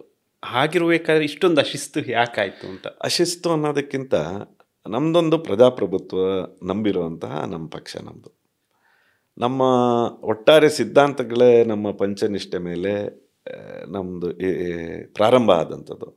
ಪ್ರತಿಯೊಂದು ರಾಜಕೀಯ ಪಕ್ಷಕ್ಕೆ ಒಂದಷ್ಟು ಸಿದ್ಧಾಂತ ಇರುತ್ತೆ. ಆ ಸಿದ್ಧಾಂತಗಳಲ್ಲಿ ನಮ್ಮದೊಂದು ಪಂಚನಿಷ್ಠೆಯಿಂದ ನಾವು ಮಾಡ್ತಾ ಇರೋಂಥ ಕೆಲಸ. ಅದರೊಳಗೆ ಭಾಳ ವಿಶೇಷವಾಗಿ ಶಿಸ್ತಿನ ಪಕ್ಷ ಅಂದರೆ ಅದು ಭಾರತೀಯ ಜನತಾ ಪಾರ್ಟಿ. ಆದರೆ ಪ್ರಜಾಪ್ರಭುತ್ವವನ್ನು ಕೂಡ ನಾವು ನಂಬಿದ್ದೀವಿ. ಹಾಗಾಗಿ ಪ್ರಜಾಪ್ರಭುತ್ವದ ವ್ಯವಸ್ಥೆಯಲ್ಲೇ ಕೂಡ ನಮ್ಮ ಒಟ್ಟಾರೆ ನಮ್ಮ ಆರ್ಗನೈಸೇಷನನ್ನು ಸ್ಟ್ರೆಂಥನ್ ಮಾಡೋದನ್ನು ಕೂಡ ನಾವು ಪ್ರಜಾಪ್ರಭುತ್ವದ ವ್ಯವಸ್ಥೆಯಲ್ಲೇ. ಹಾಗಾಗಿ ನಾವು ಒಬ್ಬ ಅಧ್ಯಕ್ಷ, ಒಬ್ಬ ಪ್ರಧಾನ ಕಾರ್ಯದರ್ಶಿ, ಉಪಾಧ್ಯಕ್ಷ ಇದನ್ನೆಲ್ಲ ಮಾಡಬೇಕಾದ್ರೆ ನಾವು ಕನ್ಸೆನ್ಸಸ್ಸನ್ನು ತೊಗೊತೀವಿ, ಆಸಕ್ತಿನ ತೊಗೊತೀವಿ. ಯಾರಿಗೆ ಆಸಕ್ತಿ ಇದೆ, ಯಾರು ಅಪೇಕ್ಷಿತರಿದ್ದಾರೆ, ಆ ಥರದನ್ನೆಲ್ಲ ನೋಡಿ ಮಾಡುವಂಥದ್ದು ನಮ್ಮ ದೊಡ್ಡ ಪಕ್ಷ. ನಮ್ಮದು ಭಾಳ, ನಾನು ಹೇಳಿದ್ನಲ್ಲ, 45 ವರ್ಷದ ಹಿಂದೆ ಪ್ರಾರಂಭವಾದಂಥ ಭಾರತೀಯ ಜನತಾ ಪಾರ್ಟಿ. ಅವಾಗಿನ ಯಡಿಯೂರಪ್ಪನವರು, ಶಂಕರಮೂರ್ತಿಯವರು, ಅನಂತಕುಮಾರ್ ಅವರು, ರಾಮಚಂದ್ರಗೌಡರು ಇವರೆಲ್ಲ ಬೆಳೆಸಿದಂಥ VS ಆಚಾರ್ಯರು, ಆ ಥರ ಒಂದು ಹಿರಿತನ ಇದ್ದಂಥ ಪಕ್ಷ. ಈಗ ನಮ್ಮದು ಡಿಸೆಂಟ್ರಲೈಸ್ ಆಗಿ ಪ್ರತಿ ಜಿಲ್ಲೆಯಲ್ಲೂ ಒಬ್ಬೊಬ್ಬ ಲೀಡರನ್ನ ಬೆಳೆಸಿರೋವಂಥದ್ದು, ಹಲವಾರು ಹಿರಿಯರೆಲ್ಲ ಸೇರಿ ಬೆಳೆಸಿದಂಥದ್ದು ಇವತ್ತು ಎಲ್ಲ ಕಡೆ ಎಮರ್ಜ್ ಆಗಿರೋವಂಥ ಪಕ್ಷ. ಇವತ್ತು ನೀವು ಒಂದೊಂದು ಜಿಲ್ಲೆಯಲ್ಲಿ ಒಬ್ಬೊಬ್ಬ ನಾಯಕ 5 ಜನ ಜೊತೆಗೆ ತೆಗೆದುಕೊಂಡು ಹೋಗ್ತಾ ಇರೋಂಥ ಸಾವಿರಾರು ಜನ. ನಮಗಿದ್ದಂಥದ್ದು ಕೇವಲ 70 ಲಕ್ಷ 80 ಲಕ್ಷ ಕಾರ್ಯಕರ್ತರು ಇಡೀ ದೇಶದಲ್ಲಿದ್ದಂಥದ್ದು ಇವತ್ತು 12 ಕೋಟಿ 13 ಕೋಟಿ ಕಾರ್ಯಕರ್ತರನ್ನು ಸಿಕ್ಕಿರುವಂಥ ದೇಶ ಇವತ್ತು ನಮ್ಮ ಪಕ್ಷ. ರಾಜ್ಯದಲ್ಲೂ ಇವತ್ತು 1 ಕೋಟಿಯಷ್ಟು ನಮ್ಮ ಕಾರ್ಯಕರ್ತರೆ ನಮಗೆ ನೇರವಾಗಿ ಕೆಲಸ ಮಾಡ್ತಾ ಇರೋವಂಥದ್ದು. ಒಂದು 60-70 ಸಾವಿರ ಜನ ನೇರವಾಗಿ ದಿನ ಕೆಲಸ ಮಾಡ್ತಾ ಇರೋವಂಥ ಕಾರ್ಯಕರ್ತರು. ಈ ಒಟ್ಟಾರೆ ನಂಬಿರುವಂಥ ಪ್ರಜಾಪ್ರಭುತ್ವದ ವ್ಯವಸ್ಥೆಯಲ್ಲಿ ತಮ್ಮ ಅನಿಸಿಕೆಗಳನ್ನು ಹೇಳಬಾರ್ದು ಅಂತ ನಾವು ಹೇಳಬಾರ್ದು, ಅವರು ಹೇಳಬೇಕಾಗತ್ತೆ. ಆದರೆ ಇವತ್ತಿನ ವಿದ್ಯಮಾನಗಳು, ಮಾಧ್ಯಮಗಳು ಅದನ್ನು ವೈಭವೀಕರಣ ಆಗುತ್ತೆ ಒಂದೊಂದು ಸಲ. ಇನ್ನೊಂದಷ್ಟು ಜನಕ್ಕೆ ನಾನು ಮಾಧ್ಯಮದ ಮುಖಾಂತರನೇ ಎಲ್ಲದನ್ನು ಸರಿ ಮಾಡ್ತೀನಿ ಅನ್ನೋಂಥ ಭಾವನೆಗಳಿರುವಂತಹ ಒಂದಷ್ಟು ಲೀಡರ್ಸು ಇರ್ತಾರೆ. ಹಾಗಾಗಿ ಇವತ್ತು ಕೂತಿ ಮಾತಾಡೋವಂಥ, ಯಾಕಂದರೆ ಹೇಳಿದ್ನಲ್ಲ, ಈಗ ಟ್ರಾನ್ಸಿಷನ್ ಪೀರಿಯಡಲ್ಲಿ ಇದ್ದೀವಿ ನಾವು. ಹೊಸ ಮುಖಗಳು ಬರ್ತಾ ಇದೆ ಭಾರತೀಯ ಜನತಾ ಪಾರ್ಟಿಗೆ. ಪಕ್ಷ ಯಾವಾಗ ದೊಡ್ಡದಾಗುತ್ತೆ ಅಂದರೆ ಎಲ್ಲ ಸಮುದಾಯದವರು, ಎಲ್ಲ ಜನಾಂಗದವರು ಈ ಪಕ್ಷಕ್ಕೆ ಶಕ್ತಿ ಕೊಡೋವಂಥದ್ದಾದರೆ ಮಾತ್ರ ಪಕ್ಷ ಬೆಳೆಯೋಕ್ಕೆ ಸಾಧ್ಯ. ಹಾಗಾಗಿ ಬೇರೆ ಬೇರೆ ಭಾವನೆಗಳನ್ನು ಇಟ್ಕೊಂಡಿರುವಂಥ ಪಕ್ಷಕ್ಕೆ ನಾನಾ ರೀತಿಯಾದಂಥ ಬರ್ತಾ ಇರೋ ಕಾರಣಕ್ಕೆ ಅವರವರ ಏನೋ ಹಿಂದೆ ಅವ್ರಿಗೆ ಸಿಕ್ಕಂಥ ಶಿಕ್ಷಣ ಇರ್ಬೋದು, ಅವ್ರು ಬೇರೆ ಬೇರೆ ಪಕ್ಷದಲ್ಲಿ ಕೆಲಸ ಮಾಡಿದಂತಹ ಅಲ್ಲಿನ ವ್ಯವಸ್ಥೆಗಳಿರ್ಬೋದು, ಇಲ್ಲಿನ ವ್ಯವಸ್ಥೆಗಳಿಗೆ ಕ್ರೋಢೀಕರಣ ಮಾಡಿ ಅದನ್ನು ಸರಿಯಾಗಿ ಮಾಡುವಂಥದ್ದನ್ನು ಬರೋವಂಥ ದಿನಗಳಲ್ಲಿ ಖಂಡಿತ ಆಗುತ್ತೆ. ಈಗ ನಾವು ಟ್ರಾನ್ಸಿಷನ್ ಪೀರಿಯಡಲ್ಲಿ ಇವತ್ತು ಆ ಒಂದು ಏನು ಹಿರಿಯರಿದ್ದರು ಅವರೆಲ್ಲ ಒಂದು ಸ್ಟೆಪ್ ಮುಂದೋಗಿದ್ದಾರೆ. ಇನ್ನು ಆ ಸ್ಟೆಪ್ಪಿಗೆ ಆ ಪ್ಲ್ಯಾಟ್ಫಾರ್ಮಿಗೆ ಇನ್ನೊಂದಷ್ಟು ಜನ ಯುವಕರೆಲ್ಲ ಬರ್ತಾ ಇದ್ದಾರೆ. ಆ ಟ್ರಾನ್ಸಿಷನ್ ಪೀರಿಯಡಲ್ಲಿ ಇದೆಲ್ಲ ಆಗದೆ ಒಂದು ಮನೆಯಲ್ಲೇ ಆಗುತ್ತೆ. ಒಂದು ಟ್ರಾನ್ಸಿಷನ್ ತಾತನಿಂದ ಅಪ್ಪನಿಂದ ಮಗ, ಯಾವಾಗ ನಾವು ಅವರ ಜವಾಬ್ದಾರಿಗಳನ್ನು ತಗೊಳ್ಬೇಕಾದ್ರೆ ಸಣ್ಣ ಪುಟ್ಟ ಗೊಂದಲಗಳು ಅದು ನಮ್ಮ ಪಕ್ಷದಲ್ಲಿ ಈಗ ಆಗ್ತಾ ಇದೆ. ಸರಿ ಹೋಗುತ್ತೆ. ಎಲ್ಲ ಒಗ್ಗಟ್ಟಾಗಿ ಬರುವಂಥ ಚುನಾವಣೆಗಳನ್ನು ನಾವು ಮಾಡ್ತೇವೆ. ಚುನಾವಣೆಗಳಲ್ಲಿ ಭಾರತೀಯ ಜನತಾ ಪಾರ್ಟಿಯ ಶಕ್ತಿ ಮತ್ತು ಈಗ ಎಲ್ಲ ನಮ್ಮ ಲೀಡರ್ಸಿಗೂ ಅನಿಸಿದೆ, ನಾವೆಲ್ಲರೂ ಒಟ್ಟಾಗಿ ಹೋದರೆ ಮಾತ್ರ ನಾವು ಗೆಲ್ಲಲಿಕ್ಕೆ ಮತ್ತು ಪಕ್ಷವನ್ನು ಕಟ್ಟಲಿಕ್ಕೆ. ನಾವು ಬರೀ ಗೆಲ್ಲೋದು ಒಂದೇ ಒಂದಲ್ಲ. ನಮ್ಮ ಮಂತ್ರ ಈ ಭಾರತವನ್ನು ಸರಿ ಮಾಡಬೇಕು, ರಾಜ್ಯವನ್ನು ಸರಿ ಮಾಡಬೇಕು ಅಂತಿದ್ರೆ ನಾವು ಒಟ್ಟಾಗೆ ನಮ್ಮ ಯೋಚನೆಗಳೇನಿದೆ, ನಮ್ಮ ಸಿದ್ಧಾಂತಗಳೇನಿದೆ ಅದನ್ನು ಇಂಪ್ಲಿಮೆಂಟ್ ಮಾಡೋವಂಥದ್ದು ಭಾರತೀಯ ಜನತಾ ಪಾರ್ಟಿ ನಂಬಿರುವಂಥದ್ದು. ಸರ್, ನಾನು ಈ ಪ್ರಶ್ನೆ ಯಾಕೆ ನಿಮ್ಮ ಹತ್ರ ಕೇಳಿದ್ದೆ ಅಂದರೆ, ಕಳೆದ ಬಾರಿಯ ಅಧಿವೇಶನದಲ್ಲಿ ಆ ಒಂದು ಒಗ್ಗಟ್ಟು ಕಾಣಿಸಿರಲಿಲ್ಲ. ಯಾಕೆಂದರೆ ನಿಮ್ಮ ಹತ್ರ ಹಲವಾರು ಇಶ್ಯೂಗಳಿತ್ತು. ಸರ್ಕಾರವನ್ನು ಮುಜುಗರಕ್ಕೀಡು ಮಾಡುವಂಥ ಇಶ್ಯೂಗಳು ತುಂಬ ಇತ್ತು. ಆದರೆ ಎಲ್ಲೋ ಅದು ಆ ಒಂದು ಅದನ್ನು ತಾರ್ಕಿಕ ಅಂತ್ಯಕ್ಕೆ ಎಲ್ಲವನ್ನೂ ತಲುಪಿಸುವಂಥ ಇದು ಆಗಿರಲಿಲ್ಲ. ಸರ್, ಈ ಬಾರಿ ಅಧಿವೇಶನ ಹೆಂಗಿರುತ್ತೆ? ಈ ಬಾರಿ ಅಧಿವೇಶನ ನಿಜವಾಗ್ಲೂ ನೀವು ಈಗಾಗಲೇ ಇವತ್ತು 3ನೇ ದಿವಸ, ನಿನ್ನೆ ಮೊನ್ನೆ ನಡೆದಂಥದ್ದು ಎರಡೂ ಕಡೆ ನೀವು ಗಮನಿಸಿದ್ರೆ ನಮಗೆ ಒಂದಷ್ಟು ಹಿರಿಯರು ಮಾರ್ಗದರ್ಶನ ಈಗ ಕೊಟ್ಟಿದ್ದಾರೆ. ನಮ್ಮದು ಶಾಸಕಾಂಗ ಸಭೆ ಯಾವಾಗ ನಡಿಬೇಕು, ಮತ್ತು ನಾವೊಂದು ಕಲಾಪ ನಡೆಯೋ ಸಂದರ್ಭದಲ್ಲಿ ವಿಧಾನ ಪರಿಷತ್ತಿನ ಸದಸ್ಯರು ಒಟ್ಟಿಗೆ ಸೇರಿ, ವಿಧಾನಸಭೆಯ ಸದಸ್ಯರು ಒಟ್ಟಿಗೆ ಸೇರಿ ಅಲ್ಲಿ ಕನ್ಸೆನ್ಸಸ್ ಮೂಡಬೇಕು. ಯಾವ್ಯಾವ ವಿಷಯಗಳ ಬಗ್ಗೆ ಪ್ರಸ್ತಾಪ ಆಗಬೇಕು, ಯಾರ್ಯಾರು ನಮ್ಮ ಸದಸ್ಯರು ಕ್ವಶನ್ ಅವರಲ್ಲಿ ಏನೇನು ಕ್ವಶನನ್ನು ರೈಸ್ ಮಾಡಿದ್ದಾರೆ, ಶೂನ್ಯ ವೇಳೆಯಲ್ಲಿ ಏನೇನು ಮಾಡಬೇಕು, ಗಮನ ಸೆಳೆಯುವಂಥದ್ದನ್ನು ಏನು ಮಾಡಬೇಕು, 330 ಲಡಿಲಿ ಯಾವ ರೀತಿ ಯಾವ ವಿಷಯಗಳನ್ನು ಪ್ರಸ್ತಾಪ ಮಾಡಬೇಕು, ಮತ್ತು ಬಹಳ ವಿಶೇಷವಾಗಿ ನಿಲುವಳಿ ಸೂಚನೆಯನ್ನು ಒಟ್ಟಾರೆ ಸೇರಿ ಒಗ್ಗಟ್ಟಿನಿಂದ ಒಂದಷ್ಟು ವಿಷಯಗಳನ್ನು ಇಟ್ಕೊಂಡು ನಿಲುವಳಿ ಸೂಚನೆಯನ್ನು ಮಾಡಿದ್ರೆ ಎಲ್ಲರೂ ಮಾತಾಡುವಂಥ ಅವಕಾಶ ಸಿಗುತ್ತೆ. ಇಡೀ ರಾಜ್ಯದ ಸಮಸ್ಯೆಗಳು ಏನೇನಿದೆ ಆ ಸಮಸ್ಯೆಗಳ ಒಟ್ಟಾರೆ ನಾವು ಪಟ್ಟಿಯನ್ನು ಮಾಡಿ ಇದರೊಳಗಡೆ ಯಾವುದು ಪ್ರಿಯಾರಿಟಿ, ರಾಜ್ಯದಲ್ಲಿ ಆಗ್ತಿರೋಂಥ ಭ್ರಷ್ಟಾಚಾರನ, ಇತ್ತೀಚೆಗೆ RCB ಸಂದರ್ಭದಲ್ಲಿ ನಡೆದಂತಹ ದುರ್ಘಟನೆಯನ್ನು, ಮತ್ತು ದಲಿತರ ಜಾಗಗಳನ್ನು ಒತ್ತುವರಿ ಮಾಡ್ಕೊಂಡು ಈ ಸರ್ಕಾರ ಮಾಡ್ತಾ ಇರೋವಂಥ ಅನ್ಯಾಯದ ವಿರುದ್ಧನೋ, ಈ ಥರದ ಚಟುವಟಿಕೆಗಳನ್ನು ನಾವು ಈಗ ನೀವು ನಿನ್ನೆ ಮೊನ್ನೆ ಸೋಮವಾರ ರಾತ್ರಿ ಶಾಸಕಾಂಗ ಸಭೆಯಲ್ಲಿ ತುಂಬ ಖುಷಿ ಆಯಿತು. ನನ್ನಂಥ ಒಬ್ಬ ನಾವೆಲ್ಲ ನಂಬಿರೋವಂಥದ್ದು ಈ ಒಟ್ಟಾರೆ ಶಾಸನ ರಚನೆ ಮಾಡುವಂತಹ ಶಕ್ತಿ ನಮಗಿದೆ. ಅಂಥ ಕಡೆಯಲ್ಲಿ ಒಗ್ಗಟ್ಟಾಗಿ ಕೆಲಸ ಮಾಡಿದ್ರೆ ಮತ್ತು ನನ್ನ ಭಾವನೆಗಳನ್ನು ನನಗೆ ಮಾತಾಡಲಿಕ್ಕೆ ಅವಕಾಶ ಕೊಟ್ಟರೆ ಮಾತ್ರ ಸರಿ ಹೋಗುವಂಥದ್ದು. ಹಾಗಾಗಿ ಮೊನ್ನೆ ಶಾಸಕಾಂಗ ಸಭೆಯಲ್ಲಿ ಅದ್ಭುತವಾಗಿ ರಾಜ್ಯದ ಅಧ್ಯಕ್ಷರು BY ವಿಜೇಂದ್ರ ಅವರು, ಇಬ್ಬರು opposition party leaders R Ashok ಅವರು, ಚಲವಾದಿ ನಾರಾಯಣ ಸ್ವಾಮಿ ಅವರ ನೇತೃತ್ವದಲ್ಲಿ ನಮ್ಮ ಭಾವನೆಗಳನ್ನು ವ್ಯಕ್ತಪಡಿಸಿದ್ದೀವಿ. ಅದನ್ನು ಸಮಗ್ರವಾಗಿ ಯೋಚನೆ ಮಾಡಿ ಬರೋವಂಥ ದಿನಗಳಲ್ಲಿ ಈ ನಡೆಯುವಂಥ ಅಧಿವೇಶನದಲ್ಲಿ ಖಂಡಿತವಾಗ್ಲೂ ಅವ್ರಿಗೆ ಮುಜುಗರ ಅಲ್ಲ, ಅವ್ರು ರಾಜೀನಾಮೆನೇ ಕೊಡಬೇಕು. ಆ ರೀತಿ ಒಟ್ಟಾಗಿ ನಾವು ಕೆಲಸ ಮಾಡ್ತೀವಿ. ಸರಿ, ಇವಾಗ ನಾವು ಮಾತಾಡ್ತಿದ್ದಾಗ ಜಿಲ್ಲಾ panchayat, taluk panchayat, local body election ತುಂಬ ಸಮಯದಿಂದ ಪೆಂಡಿಂಗ್ ಇದೆ, 2.5 ವರ್ಷದಿಂದ. ಇದ್ರ ಬಗ್ಗೆ ನಿಮ್ಮ ಸ್ಟ್ಯಾಂಡ್ ಏನಿದೆ? ನೀವೇನು ಇದು ಮಾಡಿ 5 ವರ್ಷ ಆಯಿತು. ಹೌದು, 5 ವರ್ಷ ಆಗೋಯ್ತು. ಇದು ನಮ್ಮ ಸರ್ಕಾರ ಇದ್ದಾಗಲೂ ಹೇಳಿದ್ವಿ ನಾವು.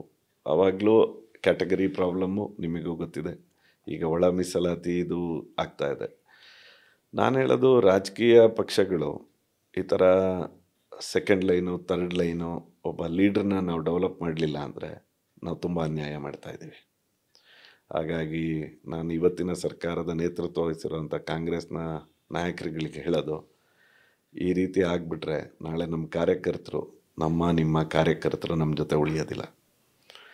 ನೀವು ಮಾಡಿ, ತಾಲೂಕ್ ಪಂಚಾಯತ್, ಜಿಲ್ಲಾ ಪಂಚಾಯತಿನ ಹಳೆಯ ಏನು ಕ್ಯಾಟಗರಿ ಇದೆ ಅದನ್ನು ಮಾಡಿ. ಯಾವಾಗ ಕೋರ್ಟು ಇದು ಇಲ್ಲಿಂದ ಮುಂದೆ, ಯಾಕಂದರೆ ಅದು ರೆಟ್ರೋಸ್ಪೆಕ್ಟಿವ್ ಕೊಡಲ್ಲ, ಪ್ರಾಸ್ಪೆಕ್ಟಿವ್ ಆಗಿ ಕೊಡುತ್ತೆ.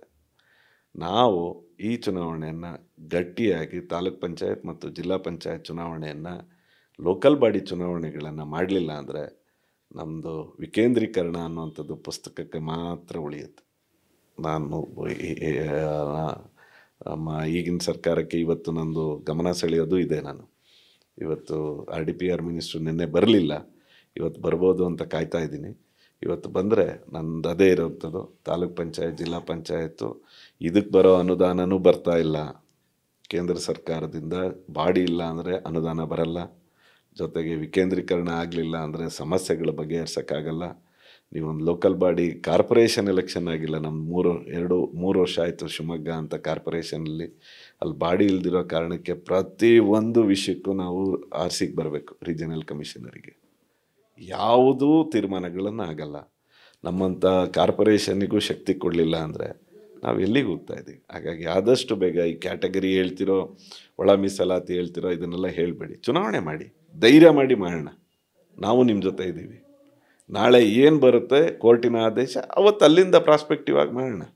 ಈ ಚುನಾವಣೆಗೆ ನಾವೊಂದು ಅಫಿಡವಿಟ್ ಹಾಕ್ತಿರೋ ಲೀಗಲಿ ನಮ್ಮ ಹತ್ರ ಇರೋವಂಥ ಸಿಸ್ಟಮಲ್ಲಿ ಧೈರ್ಯ ಒಂದೇ ಬೇಕಾಗಿರೋದು, ಇಚ್ಛಾಶಕ್ತಿ ಒಂದೇ ಬೇಕಾಗಿರೋದು.